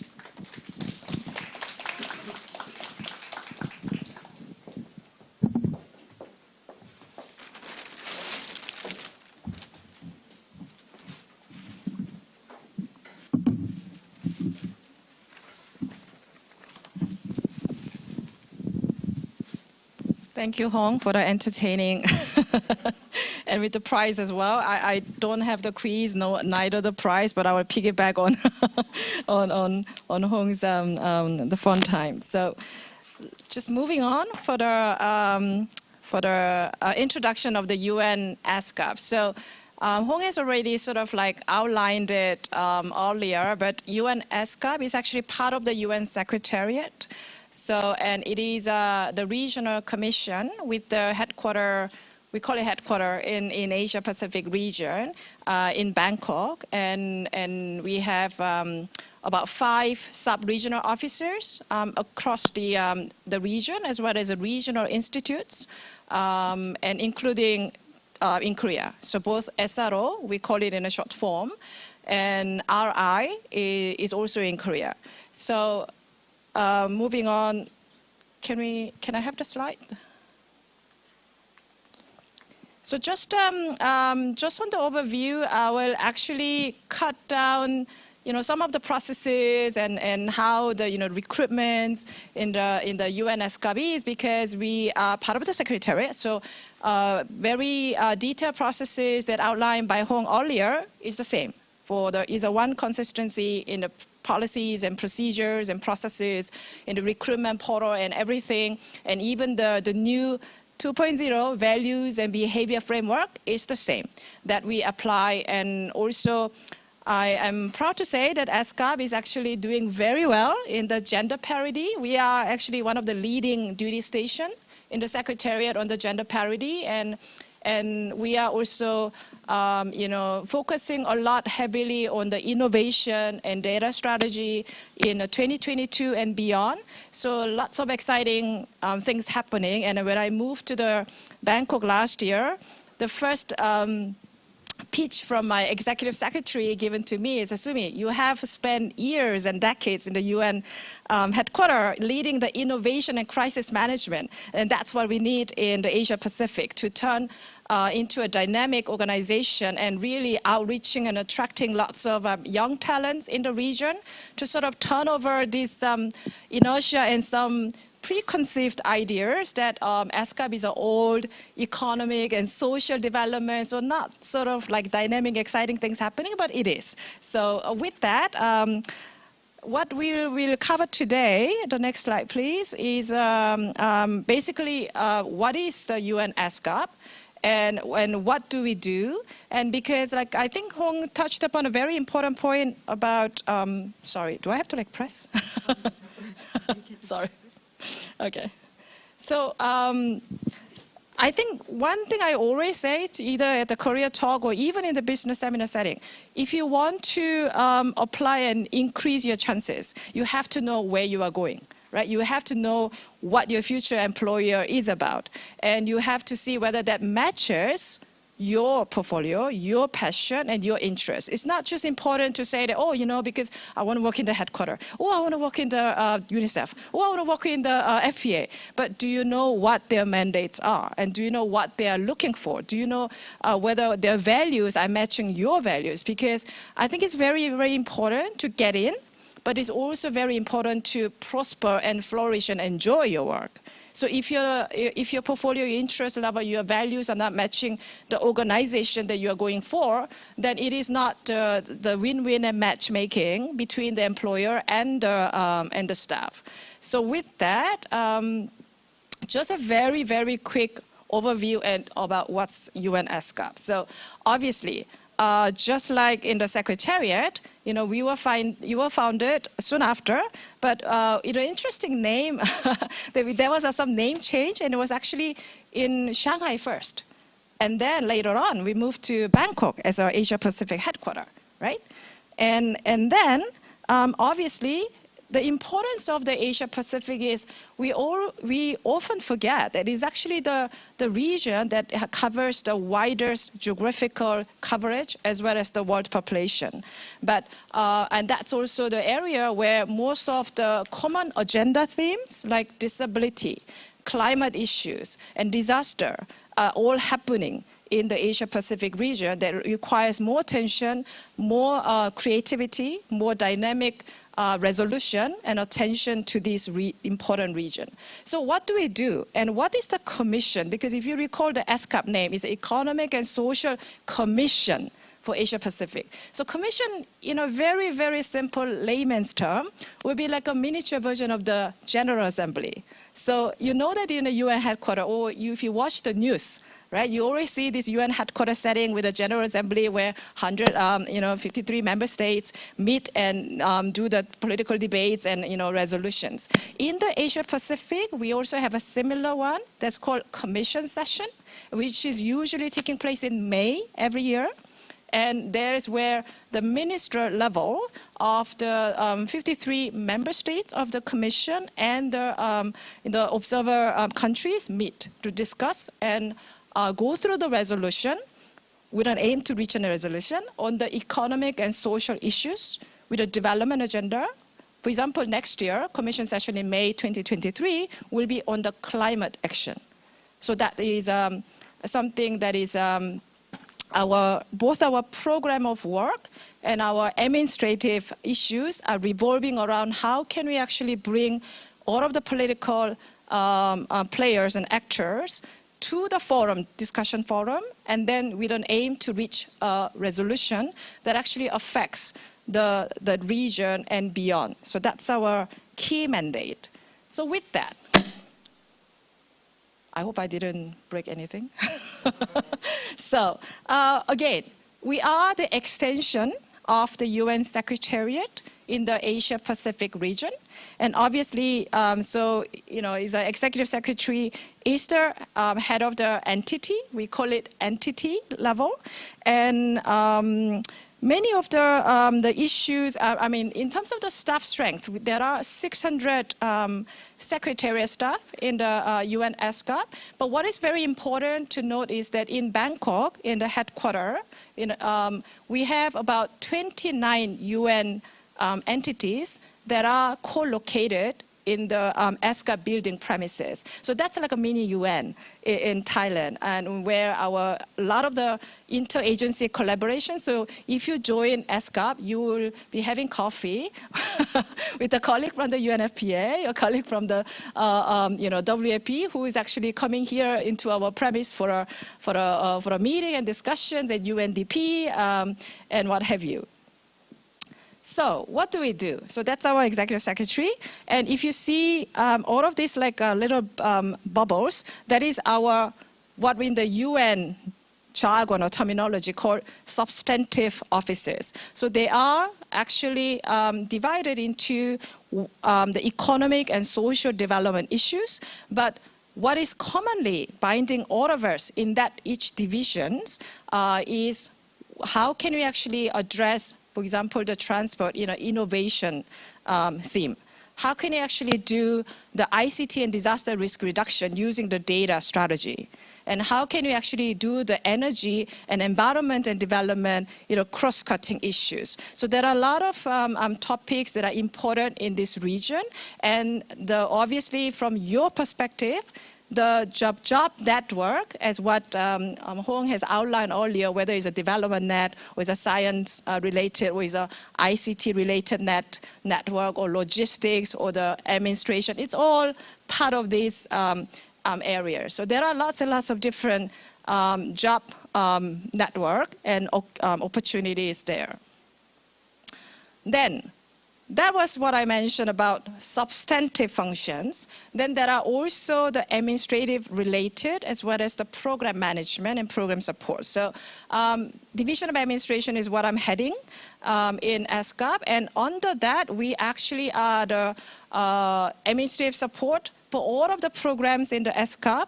Needs to be handled. And that includes even the support and the management of the sub-regional offices in 5 different countries and 5 research institutes in the 5 different countries as well. That's where we provide the administrative support. Another big happening these days in the UN. There was a lot of reform and restructuring happened recent years in the management reform. And now the theme and the fervor is on the development reform, meaning that there are lots of entities that are actually undergoing the development agenda reform. And that's where UNESCAP, from the Division of Administration, we are supporting the work of the resident coordinator offices in the region, as well as the development coordination offices in the region. So we have lots and lots of increasing opportunities in that area of the job network under the administration. So administration in USCAP covers, so under our division, there's a HR, obviously, there are finance, there are ICT, there are procurement, facilities, conference management, travel, visa services, as well as we have a very big project that is going on, major capital review project called construction. So there's a huge renovation work that's going on in the USCAP premises that is actually going to be finishing at the end of the 2023. So there are a lot of construction-related engineers and safety officers in working for the project as well. Then there's another division called Strategic and Program Management Division. So when we actually have to do fundraising, partnership projects with the governments in the bilateral discussions, and when we need to give a technical assistance to some of the economics and social issues, development agenda related projects, that's where the division is focusing on in terms of the partnership projects with both the governments as well as the other think tank and the private sector as well. So, as I mentioned earlier, not just in Bangkok, but we are actually located in all those different countries, including even Iran and even in Fiji. There are small offices, but those that are providing the technical assistance project to those countries in the development area. So that's another potential opportunities that if you are looking for some positions in USCAP, under the USCAP umbrella, it is not just the Bangkok headquarters that you might be interested in. Okay, so it's just like the UN Secretariat, you'll be finding some of the job openings in USCAP. For example, if you see the Chief of Editorial Unit, I mentioned that we do the big areas in the conference management support as well. So translation, interpretation, ranging from that all over to even the Fiji office as a head of the office that are actually advertised. This is the typical ones that we use the same portal. And I also understand that, and this we mentioned earlier, so several different job network is actually also being found in USCAP as well. So just as a secretariat, so obviously, there are on the left side will be what those without much of the experience will be looking for, and the other side where if we even sometimes some of our colleagues starting off as a UN volunteers or the UN consultants, and later on they move over to becoming finding a more longer term job opportunities as well. So I was actually advised that since I'm part of the Secretariat, but also as a helpful practical tips to the aspiring UNers, that it might be quite nice to share my personal experience and how I actually moved from private sector to the UN, and then within the UN, how I actually moved around, what we call, I wouldn't call it corporate ladder, and how I actually changed my functions and diversity to move from being a specialist to somewhat, we call it generalist, right? So I actually started off, as I mentioned in my brief introduction earlier, that as an engineer, because from the private sector, I was an architect by education and profession. Then there was a time where after I took the YPP exam in the actually architecture, right? Who would have thought that actually UN hires architects, right? But it started off from my personal background where I'm a Korean national, but I grew up in Libya during my elementary school. Then I came back to Korea. So I didn't go to the Seoul High School, didn't have a chance that, but I went to the Yeouido, so I don't know whether there's anyone from Yeouido. And then I went to Singapore, and I grew up there until my graduate school. And then that was actually where I took the YPP exam, which is a story on its own. When I have a chance next time, I'll tell you what was a dramatic story there. Then I actually joined as an engineering officer, but was posted in the UN headquarters, but primarily working for the peacekeeping missions. And what do you think why would an engineer need in the peacekeeping missions, the conflict zones, not a politician or international relations major or what?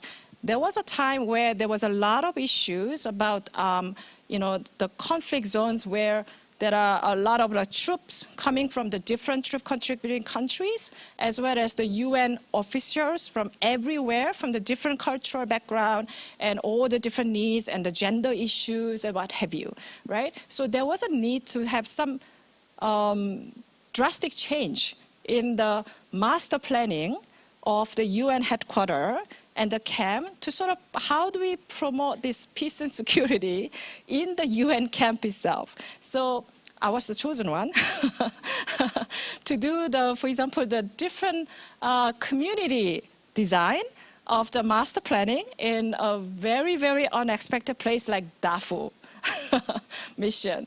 So, and that was also against the backdrop of very sad history of the UN, where there was a lot of the sexual, exploitation aspects. There was a lot of conflicts amongst the member states, conflicts amongst the UN officers between the troops and the, what we call civilians in the UN, and also not a very good collaboration between the UN agencies and the UN system entities. So I was actually working as a project manager, so to call, to do this community development setting of the UN master plan in the UNAMID mission, Darfur mission, where it was like 5,000 troops and plus about 2,000 strong UN integrated mission, where all of the UN country team, agencies, as well as the UN Secretariat in the form of the field mission were supposed to be camped. So from that, it opened the door for me to meet and give the briefing when I was a junior officer to all of these high-ranking officials in the UN who came to Darfur to see what is this project going on, right? And I was then noticed, and I was actually asked to sort of like, oh, why don't you take a look at the next time when there's a job opening in the UN procurement? Because when we had to do the construction drawings and do the master planning to appoint a public company to sort of like come and bid, there was a need to collaborate with the UN procurement office. So the UN procurement director said, oh, we're actually looking for engineer background. So you should apply. I mean, I can't guarantee you the jobs, but why don't you apply, right? So that's where I said earlier on that you need to know the employer, what they are looking for. And there was also the tide where UN was looking for diversity, cross-functional, this is important words that we use, cross-functional experience. So I moved to the UN procurement division. Then I was like doing a lot of different jobs, but related to the construction, related to the architecture, gradually, because I'm also learning what the UN procurement processes is about and what the public integrity process is about and how do we actually attract more private sector into the UN, that diversify my portfolio. And then there was a few moments where I was like involved in the project management that included briefing to the another senior management group, so which included one of the Assistant Secretary General of the management who was looking for a replacement to his special advisor. So that's where I was applying for the job, and I moved then on to the program management. So it's a different network. So early on, engineering is a logistic network, right? And then the next one I moved to is a management network, right? And after that, then because of that experience, I was then sent to, why don't you work with the UN reform in the aviation industry. I was an engineer, I was a procurement, I was a special advisor, but never done the aviation, right? But the spirit is, for you to lead the reform projects, you are to work with the cross-functional, interdisciplinary team with lots of resistors who say no to the reform, right? But because of that various experience that I built up, then the next career move that I did was the leading the supply chain management and leading the management reform in one of the working groups when the SG announced to the member states that we will do the management reform in that area. So that moved me because I had experience in the HR through the processes. I had experience with the, some of the budget management because of the reform. I was having obviously built a specialist experience in the procurement and also construction, and all of that led me to my current job, where the Director of Administration covering all of this different portfolio. So then, a little bit of backtrack, but I think even before joining the UN, in the private sector, I started off, as I said, as an architect. But I think many of you may be wondering, what do you do when you actually get married and start to build a family?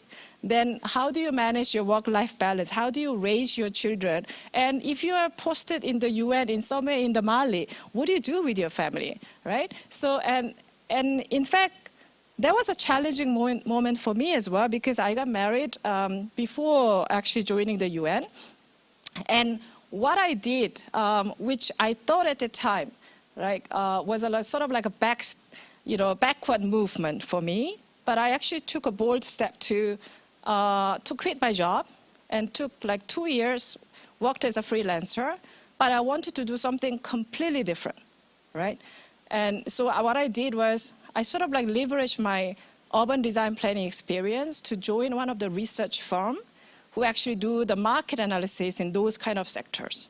So that was a little bit of like branching out and diversifying my portfolio. And that moved me to another freelance project where, international events management kind of network, right? So all of that experience, which I thought I was sacrificing my career at that point, but actually added on to my portfolio when I was actually applying for the UN, right? So even within the UN system itself, apart from my job, apart from my network, what I always volunteered sometimes or didn't mind joining the projects was in the field of the crisis management, in the field of the, some of the working groups and many, reform or change management projects, or even in the innovation projects that very process and regulations and rules-driven processes, but I was always looking for some change management, a little different in the processes, business processes to UN. And that, if you remember what Hong has outlined earlier about the values and behavior framework, this is what the UN is looking for.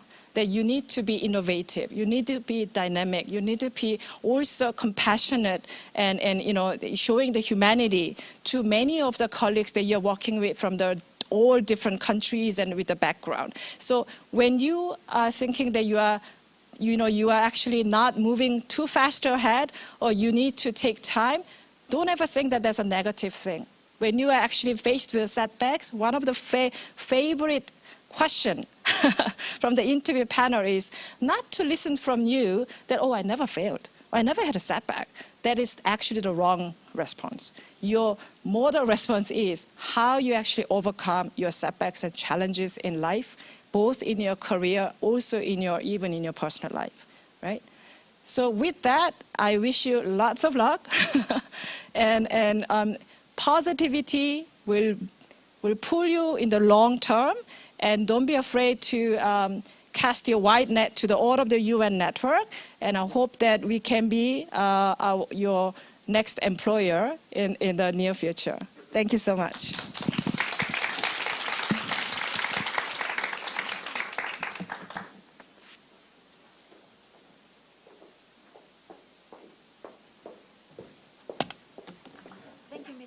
For your inspiring presentation. So now please warmly welcome Ms. Lushana Akhtar with a big round of applause.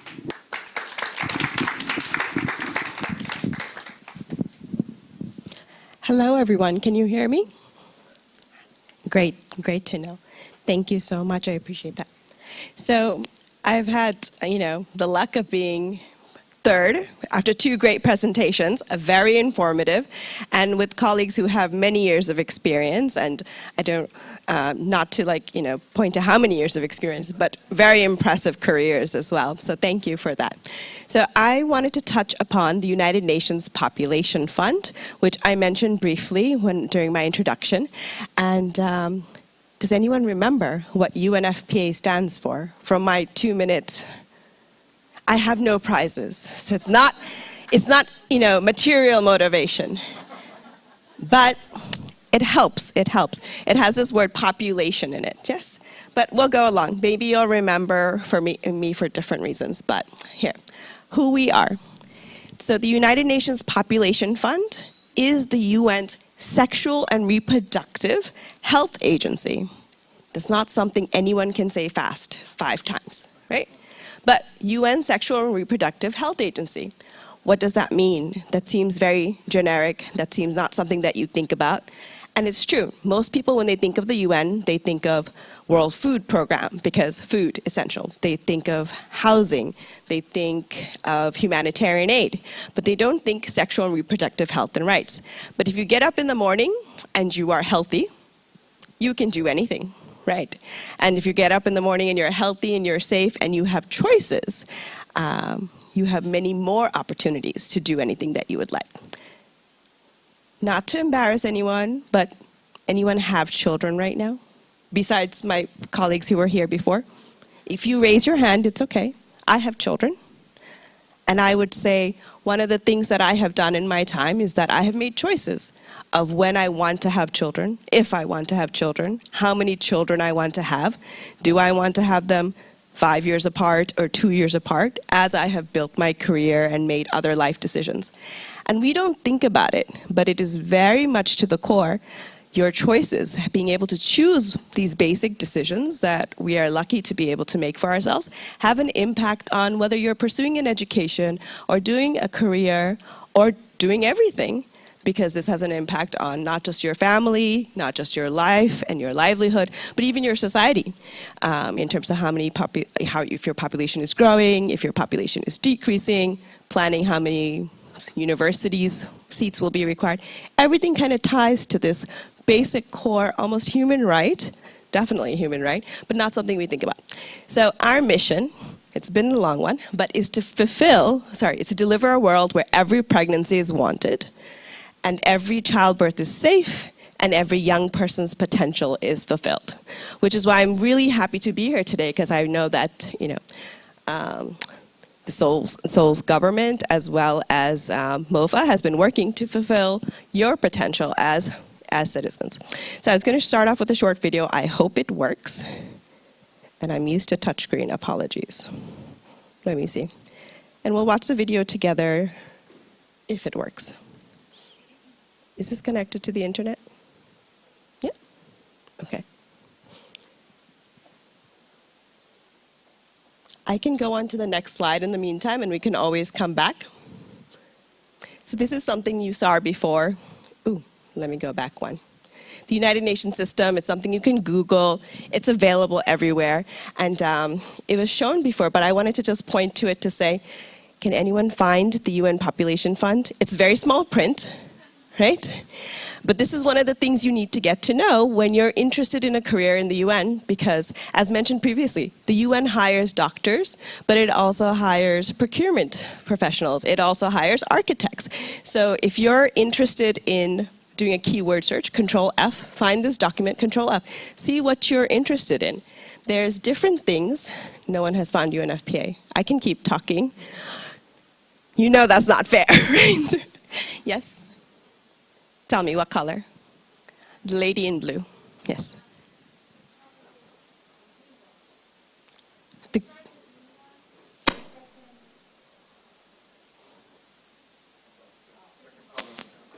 Good stuff, good stuff. So UNFPA, right here, I'll stand in front. United Nations Population Fund. The acronym doesn't go with the name of the organization, but we like to confuse people, right? But what it is in reality is that when it was first established, it was called the United Nations Fund for Population Activities, UNFPA. The acronym stayed, consistency, the name changed, but we continue to do the work, and we are established organization, not very young, but we were established in 1969, and we have been doing the work that we've been doing for a very long time. But if you do a Control F search of this UN system chart, you can find a keyword that you're interested in. It doesn't have to be the UN Population Fund, it doesn't have to be the UN Secretariat, but the UN does a broad range of things, and it's something that you should look into. So, entities across the UN system, some of these you'll be very familiar with, World Health Organization, especially now, UNAIDS, but UN Population Fund sticks out for one very obvious reason. Anyone have a guess? I hope no one is colorblind, because that's an unfair question. I'm going to ask for a volunteer. What strikes you? Can anyone find UNFPA here? Yes, please, lady in pink. It's what? It is different. It's orange, right? And we are a little bit bold in our mandate, sexual and reproductive health and rights, and it helps us stick out, and we're happy to stick out. And we like to encourage people to be proud of the fact that it's UNFPA color. We also, of course, have the UN blue. So what we do, as I mentioned in the mandate, saving mothers' lives, because we want every pregnancy to be safe, and supporting family planning, so whether it's education, whether it's access to contraceptives, empowering youth, young people's potential, getting everyone counted. One of our most famous reports is the State of the World Population Report. It's basically a census for the entire world. Does anyone know what's about to happen, or did it already happen? I don't think it happened yet. What's happening in the world right now in terms of population? Yes, but we're about to hit a magic number. How many billion people will be on the planet? Something to think about. If you haven't heard the news yet, Google it. We're about to hit a big billion number. And this will have an impact whether you're a growing nation or a shrinking nation in terms of your planning for the future. How many roads do you need? How many seats do you need in a university? How many hospital beds do you need? Do you have people getting educations in all the areas that, when I'm retired, I want to have a doctor nearby. And when I'm retired, I also want to have, a mail system that works, and so on and so forth. So we get everyone counted. We also work on HIV prevention and providing humanitarian assistance. So this is some of the things that we do. And as mentioned by one of my colleagues, it's good to be interested in what you're working for and what the mandate of the organization is, the mission, as some may call it. So UNFPA, the UN Population Fund, has 3 transformative goals: to end unmet need for family planning, preventable maternal death, gender-based violence, and harmful practices. Not a bad list. If we woke up in the morning tomorrow and these didn't exist, it would be a lovely thing. And so we continue to, do our best in this effort. So a couple of global highlights from the impact of UNFPA's work in the last couple of years. 160,000 maternal deaths averted. Not bad. 16.3 million sexually transmitted infections averted. Woohoo for that. Who needs that, right? Some things that didn't work out the way we thought. 58% of the population that was scheduled to be counted in the 2020 census round was not counted.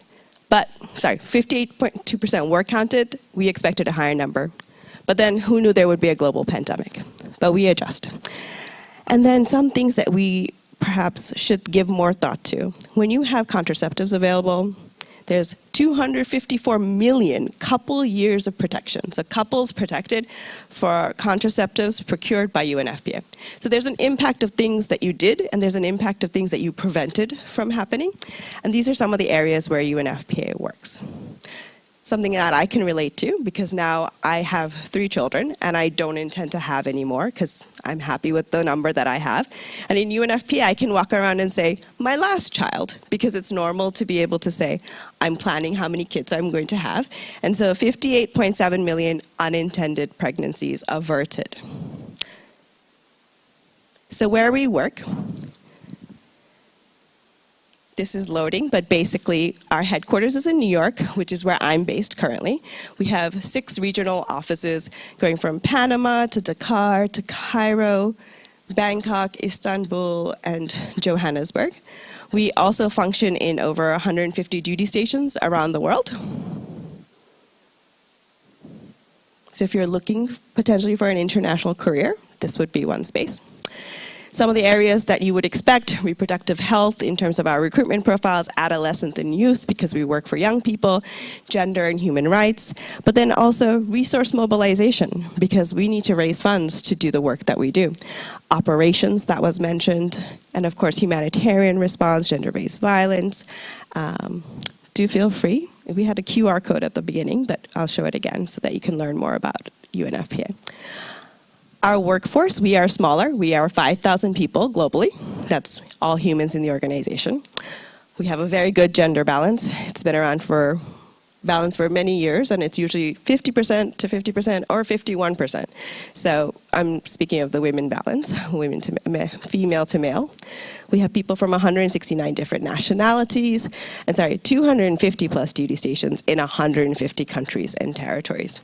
So what this means from a human resources perspective is that we're always keen to recruit people who are going to be able to function very well in an international, culturally diverse environment, whether it comes down to cultural sensitivities, working in teams, communicating. These, I think, apply across the board in the UN system because it's an international organization. So career opportunities. In my role, I cover partnerships for the Division for Human Resources, and I cover the Young Professionals programs.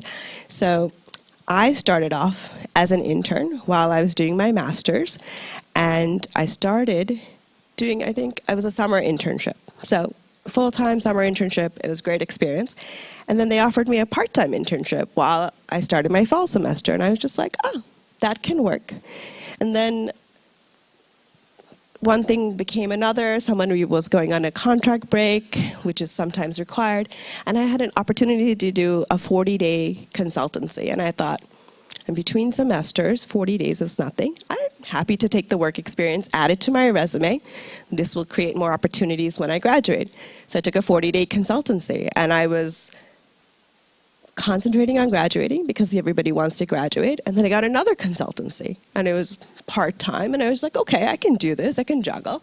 And so on and so forth, and here I am many years later, and I am a staff member of the same organization, and I have to say that when the United Nations Population Fund says that it supports the potential of young people, I can say that because now as a part of my portfolio, the same internship program that I started under is now one of the programs that I oversee. And when I speak to people about career opportunities, it's always interesting to see how they started in the UN system, because there's no one track and there's no only right track. It's what works for you at whatever point in your career that you decide that you may want to be a part of the UN system. So internships, fellowships, consultancies. UNFPA has a consultancy roster, if you'd like to register yourself on that. We have an internship roster. We provide a stipend. We have remote as well as in-person internships, and it's with any office with UNFPA globally. Junior professional officers we've touched upon as well. And then I think UN volunteers, you'll get to know UN volunteers very well. They're a good close partner of ours. And then the traditional categories of international professionals, which would mean that you would change duty stations and have the opportunity to move around. National officers who are recruited more at the local level, but professional colleagues. And then general service staff would be administrative support at the local level. Different areas, different paths that you can take, and it's never one direct path. I would say, what's the most familiar one to this crowd? Internships? Maybe because it goes across the board, right? Internships you understand. A UN internship, I don't know if it's very different from, let's say, the private sector, except for the fact that we have a stipend now, so that's something. It's based on the location of the person. So it can change if you're working in New York as an intern or if you're working in Bangkok as an intern. But it's a good path. It's something that I started off with. YP programs we've talked about, and it's something that you test into usually. UNFPA doesn't have a testing one at the moment. Ask me a question, someone. Is there something here that you haven't seen before in your interest and in your research in terms of going into the UN? Fellowship programs. Okay, so fellowship programs is one of the things that it's more like a niche program specific to the needs for whatever capacity we're trying to develop, right? So for UNFPA, because of the work that we do, we have found it that in some cases, in certain areas, there's people that don't have enough, we don't have enough colleagues who are applying to positions in particular areas. Data and civil registration, which is like marriage certificates, birth certificates, that all helps feed into our data. Vital statistics, innovation. So we've had different fellowship programs that have been run, and usually how our fellowships work is that our fellows are on UNV contracts because we partner with UNV, and there will be a specific program in a particular region. So let's say in our Western Central Africa region, we need more French-speaking persons who are interested in civil registration. So then we put out a call, we have people apply, and we start a fellowship program. Maybe it will be for a year, maybe it will have the possibility of extension, but what it does is build, one, the capacity in that space, in terms of the technical space, but also perhaps in that locality. And it's building the pipeline of potentially the next generation. So fellowships are catered programs, but we do have several. We just started our third cohort of our innovation fellows, which was globally advertised, and it was in 6 different regions. 18 colleagues from 17 different countries were given the positions were advertised, and we have 17 nationalities represented in the 18 fellows. So it's something you look out for. And again, we have the QR code, so you would see what opportunities are available through the United Nations Population Fund. I'll touch on this briefly. Internships can go for 4 months, but usually doesn't go over 6 months. Can be part-time, can be full-time, can be remote, can be in person, offers a stipend in the situation that you're not already financially supported through a scholarship. One of the things that I would always say is that if you are applying and you're actually interested, one basic thing to have is like the language skills, as already mentioned by my colleagues, whether it's French or English, it's the working languages of the UN, and of course any of the other official languages are an asset, especially if it's the work language of that office. And then I want to just highlight again, ability to establish and maintain good working relations with individuals of different cultural backgrounds. Yes? Does anyone know what nationality I am? Can you tell? It's okay. I won't be upset if you guess something that I have no negative association with any nationality. Okay. I am definitely American. I'm also from New York, if you can't tell from the accent. I also have a green passport, which is from Bangladesh. I was born in the United Arab Emirates. I'm married to somebody who has an Italian passport. So not necessarily what you would expect, perhaps, if I don't open my mouth and you just look at me. And then if I open my mouth, maybe you expect certain things. But ability to establish and maintain good working relations with individuals of different cultural backgrounds. Yes? It's good to be a part of the UN, especially if you're interested in getting to know and working with everyone. Questions? Okay, I'll move on, but feel free to raise your hand if you have a question. UN Volunteers provides a service to the entire UN system. It's basically an opportunity, depending on the many different categories UNV works for, whether depending on years of experience required, the age, etc. But you can be an online volunteer, which is that you wouldn't get paid, but you would be online. It would be probably shorter term, the assignment, but you can create a profile. And you could decide to help out. Maybe a website needs to be built. Maybe some data work needs to be done. But you build your resume and you build your network while doing it. There's also UNV opportunities in person. Last year, UNFPA had over 500 in-person UN volunteers globally around the organization. And I have to say that it's fantastic because people get field experience, people give back, and when you're an in-person UN volunteer, you get a living allowance. It's called a volunteer living allowance. And that, of course, is based on the location that you're doing the volunteer assignment in. But I just wanted to mention that this is something that UNFPA does because we have midwives, we have community development assistants, we have data entry assistants, and this is what our partnership with UNV does for us. Ooh. Consultancies. So I was a consultant, I mentioned. Does anyone remember for how long was my first consultancy assignment? Okay. 40 days, yes. 40 days is nothing. But there is a consultant roster, and when someone in the UNFPA organization needs a consultant, they go into the consultant roster because sometimes you need something that's been done for some other team in the organization before, and maybe there's a consultant that was rated and had a good experience and understands the organization and how it works, and so that's UNFPA's consultant roster. And that could be project-based, that could be remote. These are testimonials from my colleagues who started off also as interns, became consultants, and have joined different teams. One person, Jennifer Gibbs, she joined our humanitarian team.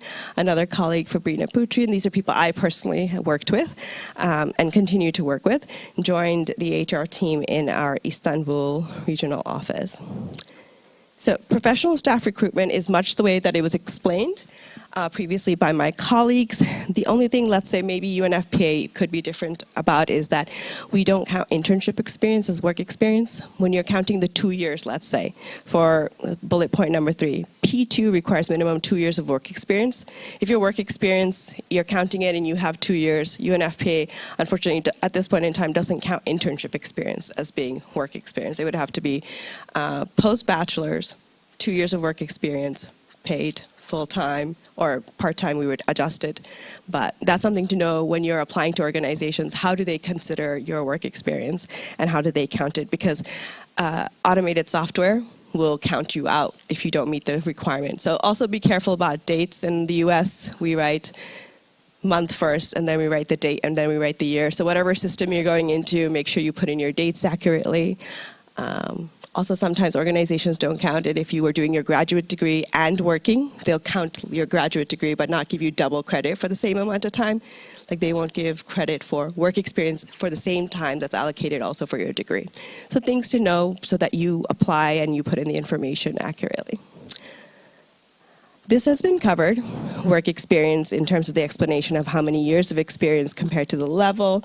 I would say our competencies for UNFPA is the big in the orange in the middle. Thinking analytically and strategically, working in teams. Communication is always a big one. Being accountable, achieving results. Things we can discuss also if you'd like to just come to the booth after. So this is the UNFPA regular recruitment process, which I think applies broadly across the UN system. One thing that I will say that maybe you haven't thought about yet is that when you apply, the number one thing that you can do for yourself is to actually have a lot of patience, because it always takes longer than you think. Very honest process. I will be open about that. And secondly, quadruple check. Check 4 times your application. I smile every time I see UNDP in an application that's meant for UNFPA. The acronyms are wonderful. It can cause confusion. I understand you want to save time, cut and paste, use the same motivation. Fantastic. Quadruple check, because this is your chance. And you don't want to have an error simple like that mess up the fact that, you wrote UNICEF, but you were applying to World Health Organization. Simple things you can do yourself. Another thing I find often happens, people forget to put down the language they are most fluent in. Somehow they do an entire application and forget to write, they read well, they speak well, etc. The language that is like their native tongue. So don't forget, because these are assets that you have. And then UNFPA's website has career resources. This is something that's available in French and English. It's the career guide for UNFPA staff. It's something that's just openly, publicly available to anyone who's interested. And aside from the opportunities being listed on UNFPA's career site, UNFPA's job site, we're also on LinkedIn, and Impact Pool is one of these spaces that also does a good job of gathering different UN opportunities in one space. So I'm happy to take questions, but in general, we look forward to seeing you in UNFPA color, yes? And we are the organization for the UN in terms of sexual and reproductive health and rights in orange. So that was it from me, and I think I'll have to share the presentation for the video later. Yeah. Thank you so much.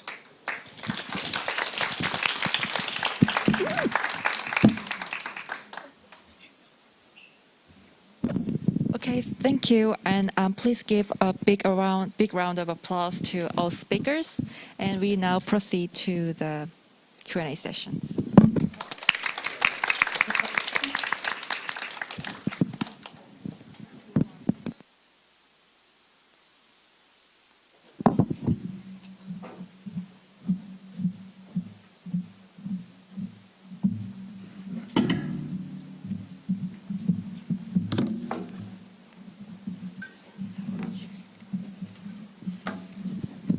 So yes, now, if you have any questions, please raise your hand, and we will give you a microphone.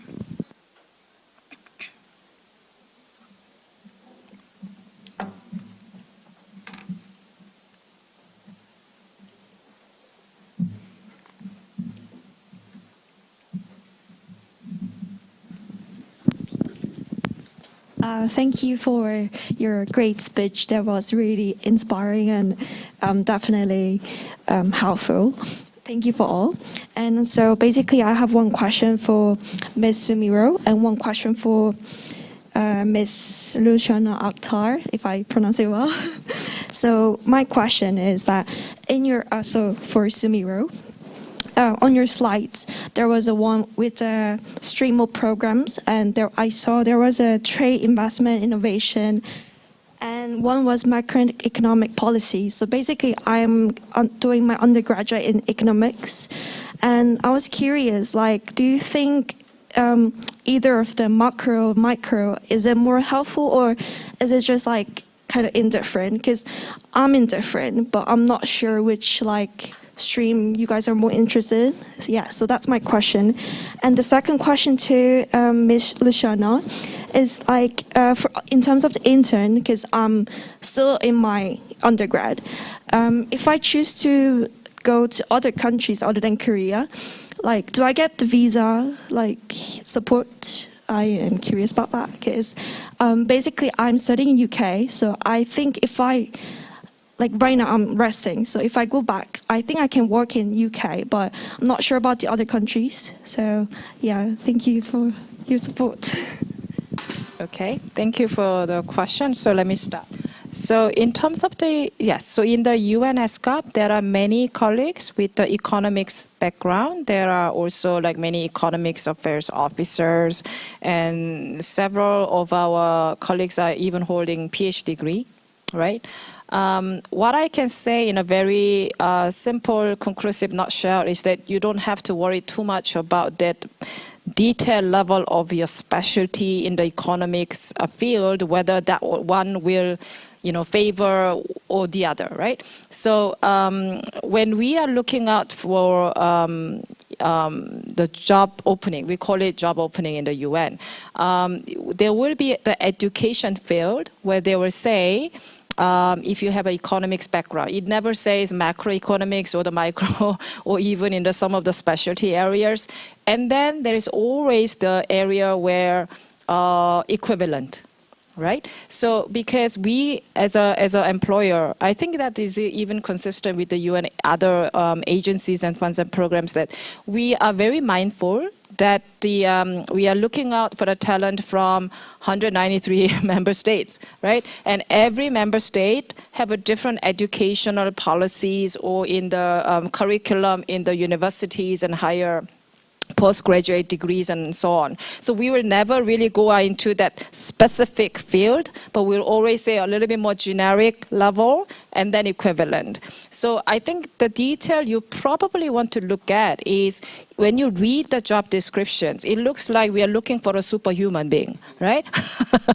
It's like everything, and then there's even any other any other experience is desirable, right? So it sounds like, oh, I will never be able to make it. But I think what you then, as a tip, I always encourage, you look, if your education is a match, right, in a generic level, you look at the experience, right?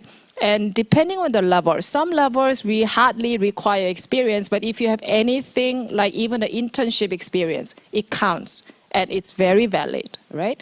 And if you look at the experience field, there will be like mandatory criteria which use the term required, then you better have that. And then if it is a desirable, that means we will be actually evaluating the candidates using that desirable criteria, right? So please do well in your current undergraduate program, and you may want to think about your next postgraduate degree, which additional field that will actually serves your interest and serves whichever UN entities that will interest you. And if you have the economics degree and something else in the postgraduate, you just expand even greater diversity pool in the UN. So hopefully that's helpful.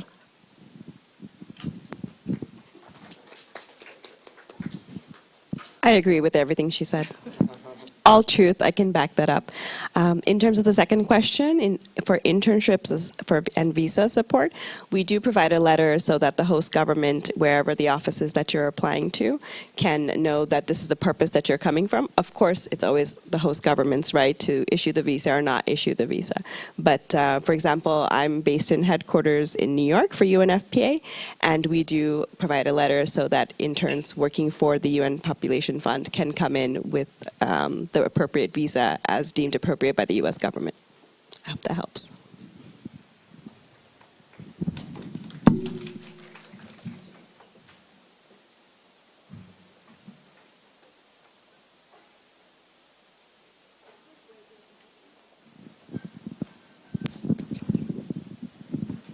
First of all, thank you for your very informative presentations. And I have questions for Mr. Kwon. Actually, I'm also working as an HR generalist. I've been with a private company for 4 years, and I've been working in the field of HR. So I was told that there is also a human resources position for the JPO. So I think I'm going to try it next year if there is any position available. But I'm not sure because I haven't actually worked in any public institution or international organization. I just only worked in a private sector. So is there any way that I can contribute to my experience as an HR generalist in a private sector? Or do you think I should have some more experience in a like public or international organization first?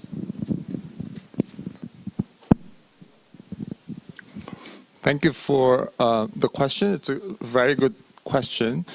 I mean, you have to start somewhere, right? Even acquiring international experience, I mean, you have to start somewhere. So I don't think, let's say for JPOs, I don't think international experience is required. It's good to have it.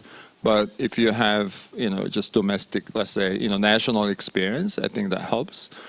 And we are actually looking for JPOs in HR. We have 2 Korean JPOs in my team, and I think we are having a third one fairly soon. And hopefully that we will have another JPO, in coming years. I mean, whatever experience that you have at the national level will certainly help. And as I mentioned, even in human resources, the key capabilities that I have explained, I think it's good to have them. So try to, take some training on those key capabilities, especially data analytics. We use data more and more every day. Another skill that we value is project management skill. So if you have Prince 2 certificate, I think it certainly helps. If you don't, see if you can take the training on that. And if you have opportunities to acquire international experience, if it's not the UN, NGOs, even UN offices in Korea, I think it's good to have it. Yeah. So even in private sector in other countries. Yeah. So I hope I answered your question. So I'm also looking for JPO. and yes, we have a JPO even in HR, and actually, because I only had a private sector experience before joining the UN, I always share with our mentees that it is not limited to private or public or the government or the NGOs whatsoever. It's important as to what kind of experience you have, right? So if you had international experience or working with the multicultural team, even in Korea, let's say for an international firm here, that also counts as your international experience. So I don't think you should be too worried about it, and then just keep on having that values framework. And yes, there are Prince 2 is quite widely available even outside anywhere, particularly even in the private sector. Project management and data, that's one of the two aspects that we are looking for in the UN wide.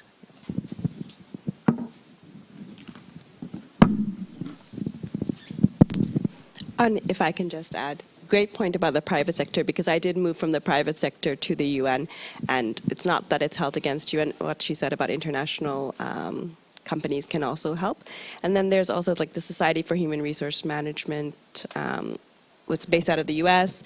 There's also an UN equivalent, AHRIMO. I don't know if you look it up in LinkedIn, you'll find. So there are sessions you can join. There's events that you can learn from. It doesn't always have to be paid, but you can broaden your exposure. Okay. First of all, thank you for the presentation. I know it differs based on the competencies listed on the vacancy announcements, but in general, for a P2 candidate, especially for professionals that are just entering into the UN, what qualities or attributes makes a successful employee in the UN? You start?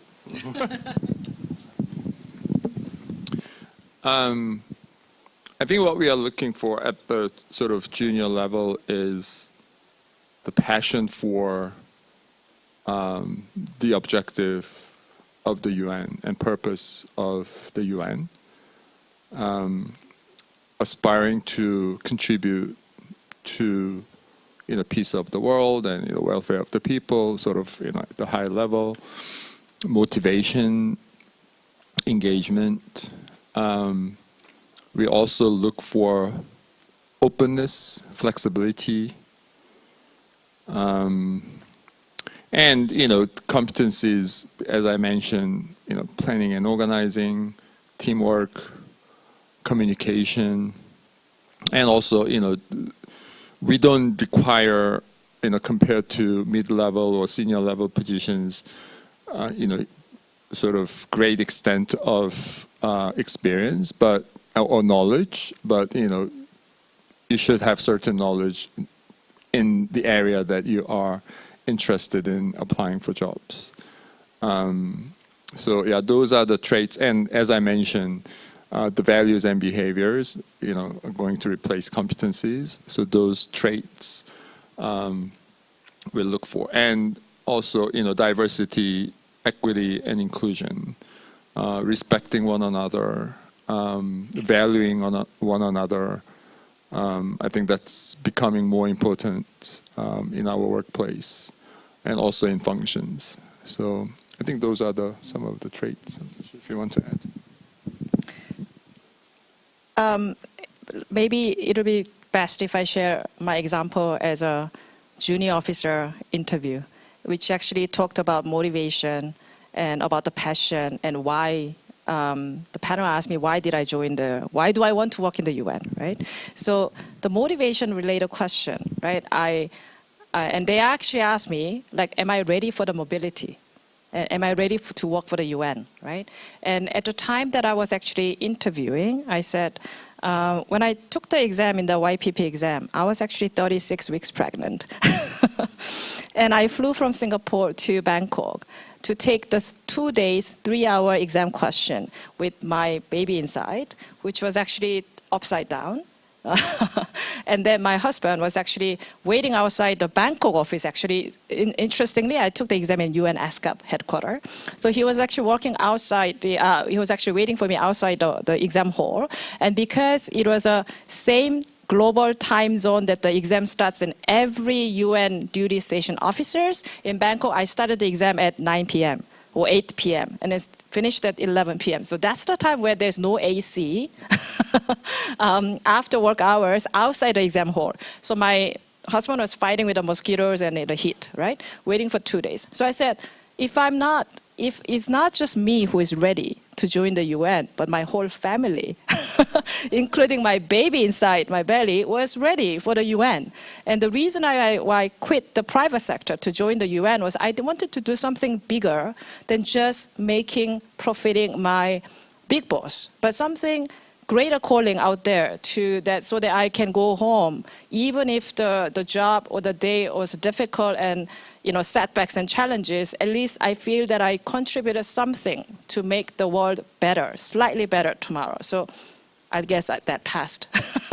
So I think that's really something that we want to look for. We're not looking for the huge experience for the early careers.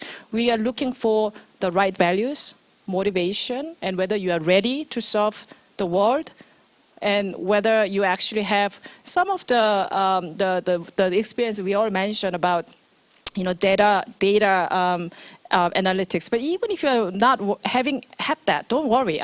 That's some of the values that we're looking for is whether you have an innovative mindset to take on any new field and any change management without a reservation. And one of the big important things we are looking for is actually the teamwork, because we know that you are very, very talented, you are excellent academics background, even some of you have a professional background, but can you work as a team?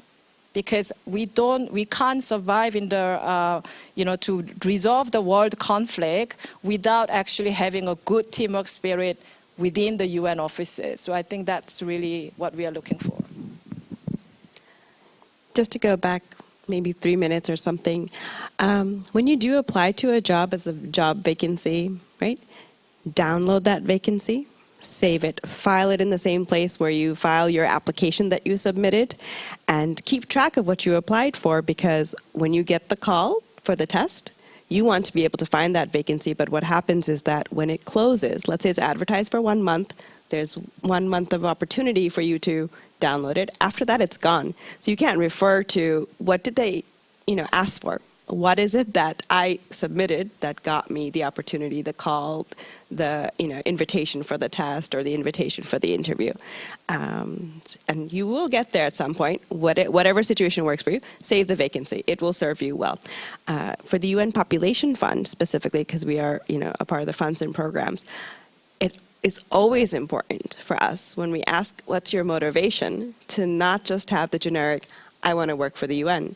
Because what does that mean when you want to work for the UN? It's any UN job in any part of the UN in any location that would work. There has to be something that ties you to the particular position that you're applying for. What's your motivation, right? And so I have 3 girls. But when I started with the UN Population Fund, I had one daughter, and I forget how old she was, but she was not very old, and she asked me what I did, and I said what we say at the UN Population Fund: we work for the 10-year-old girl. Why do I work for the 10-year-old girl? Because in some point after she turns 10, probably, or around that time, she will hit puberty, and she will need to know about her body, her health, her choices, whether she wants to get pregnant, child marriage, female genital mutilation. All these things come into play, and it's also the potential for potential to benefit young people, right? So we say we work for the 10-year-old girl. That doesn't mean we don't work for the 10-year-old boy, but we even have a person that's called Noi. She's out of Laos, and we work for her. But when my daughter asks me, like, why do you have to go to South Korea for work? And I'm just like, oh, because I work for the 10-year-old girl. And she's like, okay. That she can relate to, because she will be a 10-year-old girl someday. I have 3 girls, so all of them talk to me about this. And it's my motivation to know that I've had an impact on something that I believe in. And so same thing, whatever is right for you, it should be the motivation that gets you through the day to do the work, to also keep going and be innovative and do something to improve what it is that you want to do and contribute to what it is that you want to contribute to.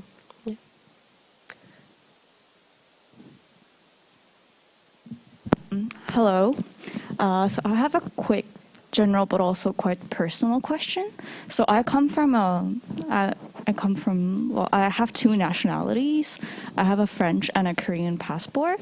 And I realized that when I try to apply for internships or posts at the UN, I have to add my nationality. But sometimes I can write both of my nationalities, but sometimes I can only write one.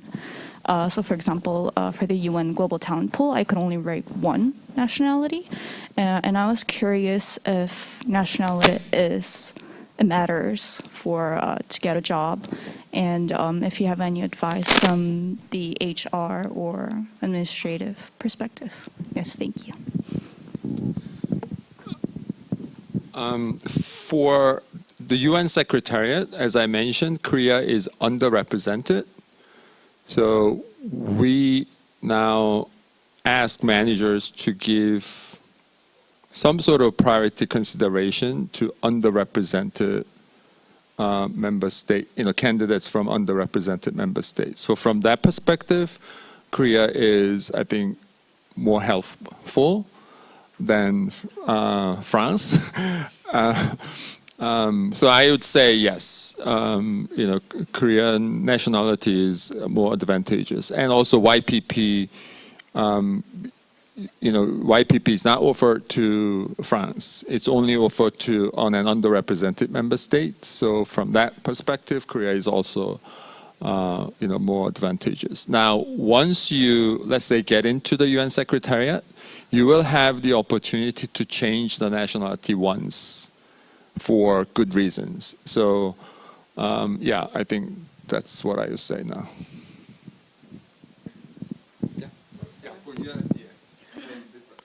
Well, for UNFPA, we don't have a nationality quota. But I will say the only circumstances that I would think for you, if there was a junior professional opportunity, it might be that France is advertising certain ones and Korea is advertising certain ones. And maybe because you're a national of both, you would look at both, especially if because they would specify that you have to be a national to qualify. So in that one circumstance, perhaps check. The only other consideration I would say is that you can work in the European Union because you are a French national. So maybe that may not be related to the UN, but that can offer a particular opportunity or movement opportunity for you.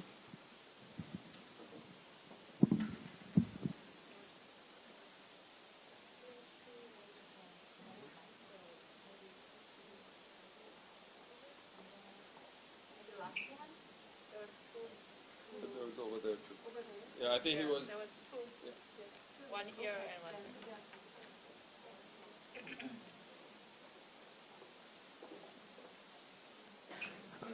Well, first of all, thank you so much for your presentation. And I actually had two questions. One was more personal, and the other one was maybe something that will be useful for everyone here.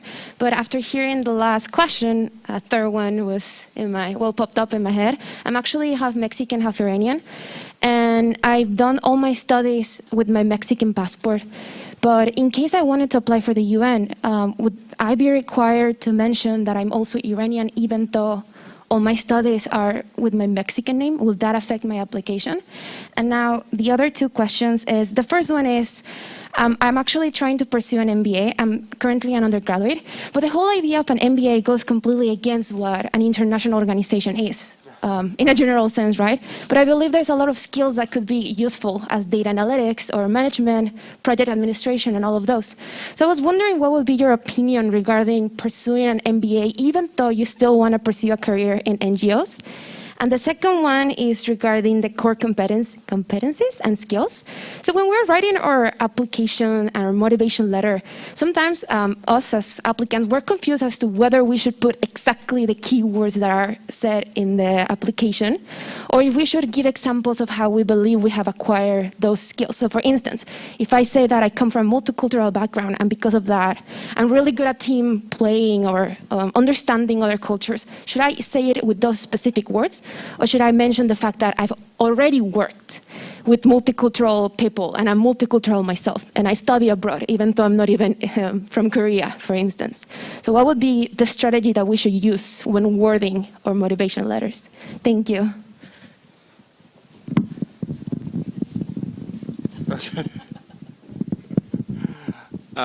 Yeah, she will cover MBA question, but I study MBA, so yeah, I think, yeah, I don't think we actually look at degrees and sort of disregard certain degrees, right? What we are looking for is skills and capabilities, and so I'm sure that will elaborate on that.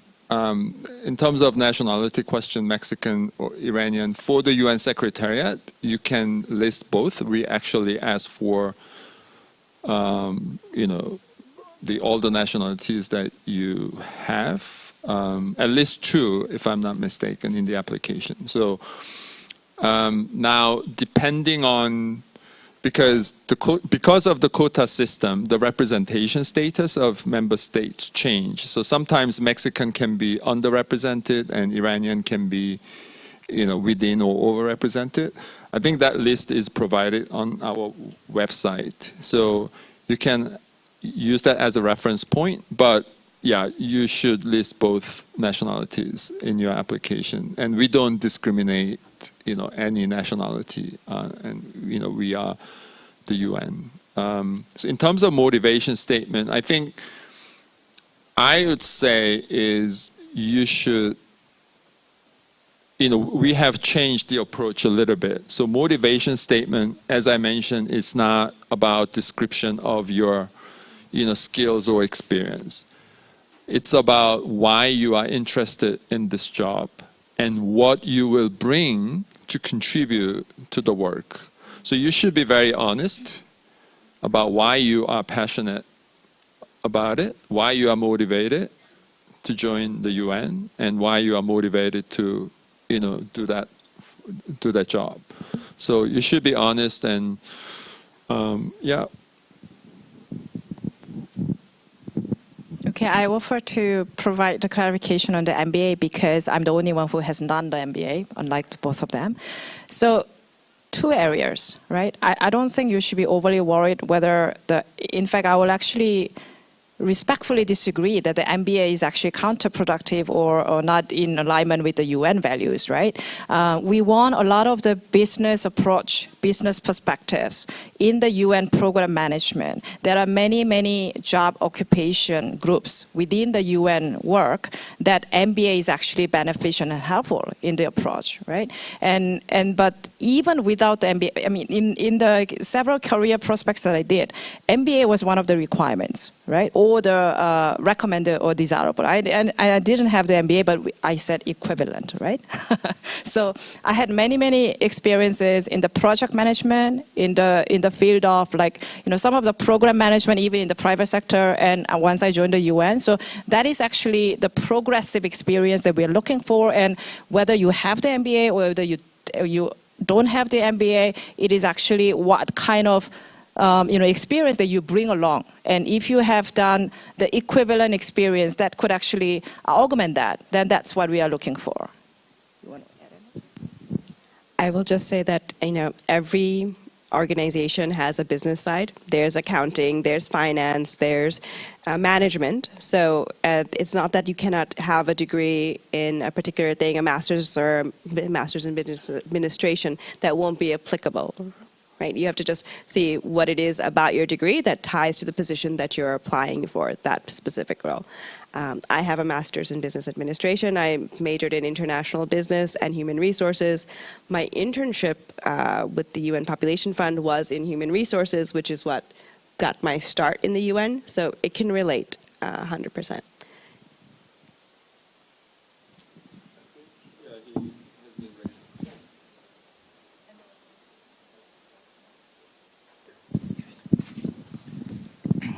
Hi, thank you for your presentations. I also have actually two questions for everyone, but specifically for Mr. Kwan and Ms. Ro. So I was actually a former general service staff member in the UN Secretariat, but one of the reasons why I left was because of the barrier from the G2P, the general service category, to the professional service category. And also the fact that anything below a G6 level isn't actually accounted for towards professional work experience. And so I think around the time that I left, the General Assembly was sort of debating on this certain issue, and I wasn't really able to follow up because recently I actually got shortlisted to a position in the Secretariat, even though I thought that work experience that I had in the Secretariat wasn't counted for. I still got shortlisted, so I was thinking maybe the policy has changed. If you do accept the general service experience below a G6 level. So that's my first question. And my second question is the P2 level positions in the Secretariat, again, from what I know, is it's reserved for people who are rostered as YPP successful candidates to the YPP.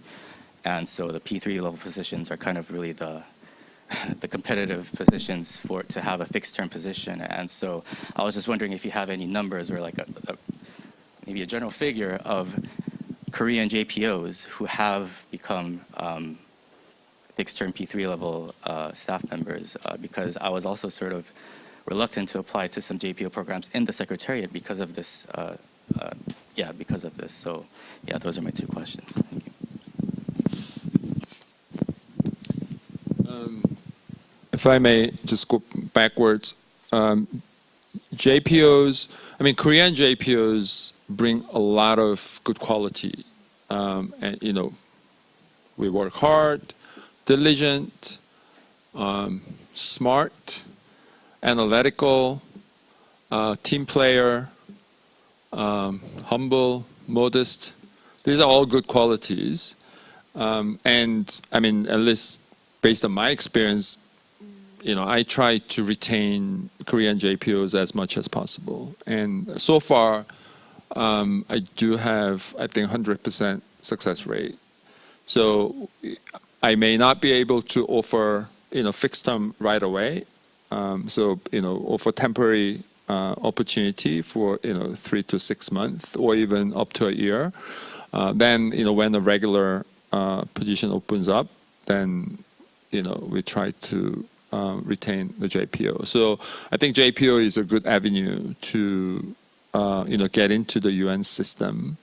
Also during the JPO, you acquire, right, how the organization works and how different departments, you know, work. And so it's a very good opportunity. So, you know, if you have a chance, yeah, please, you know, go for it. Now, whether the experience at the GS levels below GS6, I'm not 100% sure whether they are counted towards a professional experience. Now, in the UN Secretariat, it's very particular. As he said, if you get into the Secretariat as a GS level, it's a sort of support staff category, then it's almost impossible to move into the professional level positions unless you pass the YPP, and there is a component G2P as part of the YPP. So it's very difficult. You have to resign and apply for professional positions to be eligible. You can apply to other UN organizations. I think that's still possible. So yeah, we still have that barrier, and we are trying to remove that barrier. But the General Assembly has to approve it. So we still have that. Now, what was your another question you had?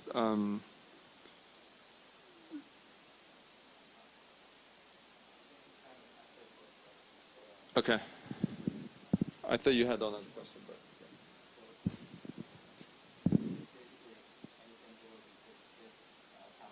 oh, that's a YP, also P2 positions, right? Now, so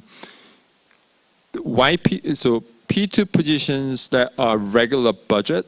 So we have regular budget, and we do have non-regular budget, including peacekeeping budget and other voluntary contribution budget. So YPPs, so regular budget P2 positions need to be filled through the YPP.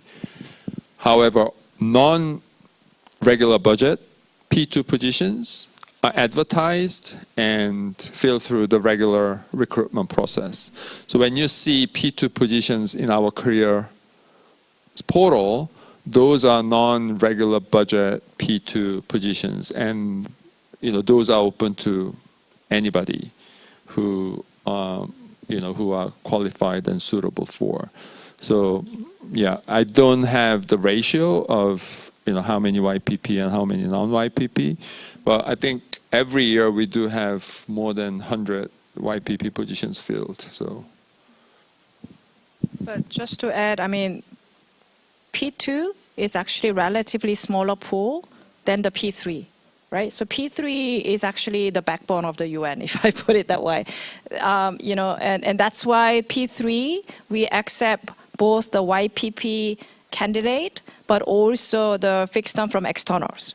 So if you have, and I understand your frustrations having worked, and then there are several Koreans and even some non-Koreans I've seen in the UN career, that they actually joined the UN with incredible academic background, knowing that when you are external and outsider, you can't tell the difference what is a GS and what is a P and what is a 1, 2 and GS 5, 6, whatever, right? And then every job description sounds like a superhuman hero, right? So you join and then you realize, oh, I'm actually doing the support staff role when I'm actually at the professional level. Then that actually demotivates you. And then a lot of my G5, in fact, one of my brightest P2 now, started a UN career as G4, right? Which is actually like a team assistant level, right? And it took her only 3 months to realize that she was in the wrong job, right? But she sort of persevered, and she moved on, and she became G5, and she became G6. And I think there was a little of the counting of the G5 experience as well, because she was in some special field. And then in the end, she took the G2P exam. And she passed with flying colors. She's now the P3. And that took only about less than 4 years. So I think there are barriers, but I think it also depends on how you actually approach it. And if you are already left the UN, I think you should really try for the JPO and YPP if your eligibility meets. And then, this is the opportunity year, actually, right? And there are many, many, many JPers in every managers will have the same thing, that if you are good, we will try our every mean to find a way to encourage you and how to actually navigate your career to support. I mean, as a UN, HR, we can't really select someone, or we can't pre-select someone just because we like that person and we know how good that person is. Everyone has to go through the processes, right? But because you have already acquired that expertise, and because the networking is also very important, and because you know the insider processes, you'll be able to actually be be already a better candidate than the rest of the competitive pools. So I really encourage that. And just to add, I report currently to a former Korean JPO who's a P5, so you can totally go where you want to go. Thank you for recruiting her. She's fantastic. Oh, but don't mind. The UN Secretariat, fantastic place, but is not the only place in the UN, right? Some places, not to speak for everyone, has slightly more relaxed rules. Check out the UN Population Fund. I have a colleague who started out as a G-staff in the Division for Human Resources in headquarters, happened to get his master's degree when it was right for him, and through a restructure process that was happening at the time, he applied and he got his P2, and we were all rooting for him because I think your colleagues are your colleagues and you want them to always, be able to meet their aspirations. So just because you started one way doesn't mean that's what continues. So do check out that UN system chart. Are we taking more questions? Yeah, okay. I think there was one person who was raising his hand. Yes.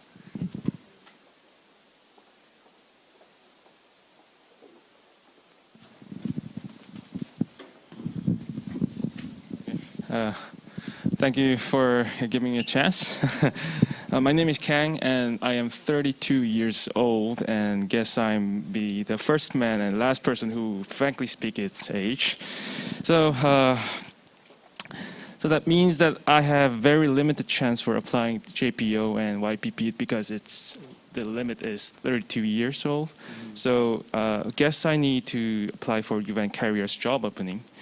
And in that case, I'm a Korean Air Force officer right now, and I'm doing service, and worked 3 years with U.S. military, and will apply for peacekeeping operations, maybe 23 or 24 years. In that situation, I have two questions. That with serving in these careers, as an officer and an experience in PKO, will be international, will be advantage for applying international carriers. That's one. Yes. And two, is there any person in your organizations, three of you, had carrier in military service for he or she's nations? That's all. Thank you. Let me take this question. I think I spent about 6 years in my career actually on the aviation-related reform projects. So I worked with every peacekeeping mission because we were trying to do some change in the UN aviation processes that were being done in a certain way for 20 years. And no one actually had the courage to fight that regime of non-changers for the past 20 years. And that required coordination with every peacekeeping mission or even special political mission that uses the UN aviation processes, right? And there are tons and tons of jobs, opportunities in the field of the aviation, be it aviation safety or actual pilots, air crew, or the aviation logistics management, or even the aviation supply chain management. So you name it, we have it all. And in fact, the aviation in the UN expenditure spending volume is actually 25% of the entire UN supply chain management budget. So which means that, and in a peacekeeping missions, aviation is actually the catalyst that controls our movement and coverage and all the different mandated activities. So aviation is actually a very important field in the peacekeeping mission, and the military experience, especially if you had a, Air Force experience, and that would be actually a very good asset. And a fluent English you already have, which is also an asset. So in fact, there are many opportunities. even apart from the UN Secretariat, there are this collaboration work with the UN humanitarian assistance mission support, UNHAS, there were UN Secretariat peacekeeping missions and the UN WFP, World Food Program, and even the HCR, we sort of team up. And that we even do it with the International Red Cross, with the team up on this UN aviation world, right? So it is actually one of the areas that is less known in Korea and some Asia parts, but it's very, very important field, and there are many, many opportunities. And if you look at any of the peacekeeping mission-related jobs vacancy opening, there will be aviation. And other opportunities, even in Bangkok, in the regional office, not for the Secretariat, but ICAO, right? Is actually a very big presence in the region as well. And sorry, just to go back to your question, you served in the U.S. military or the Korean?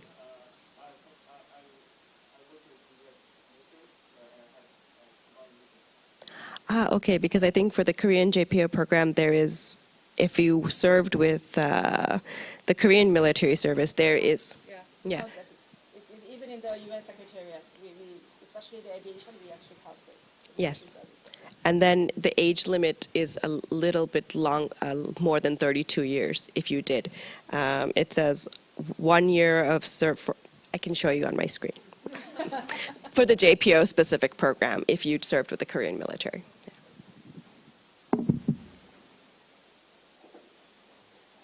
Thank you, everyone. Okay. Can I just make a general comment? Just one minute. Again, thank you very much for coming to our session. Appreciate it very much, and great questions. One of the most common questions that I receive, and we haven't received that one today, is, what do I need to study? What work do I need to do to get into the UN system, right? And my response to that question is, don't do a study or don't try to acquire an experience just to get into the UN system, right? And let's say you study, whatever, and, you acquire whatever work experience, and you don't end up in the UN. I mean, that's a pity, right?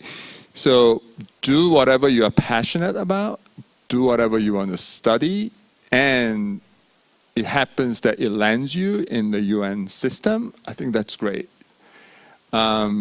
There are a lot of, if you are passionate about the purpose of, some of the work that UN does, there are other organizations that, do similar work, right? Humanitarian and, NGOs and what have you. So there are other opportunities than the UN. So, sort of broaden your search and and go for what you're passionate about, and hopefully you end up in the UN, but don't do something just to get into the UN system. And I think one thing that also is required in sort of job searching for the UN jobs is persistence. So don't give up, even if you fail once, twice, third time, fourth time, over 10 times. Don't give up, and be persistent, and be bold and go for it. And patient, yes. Thank you.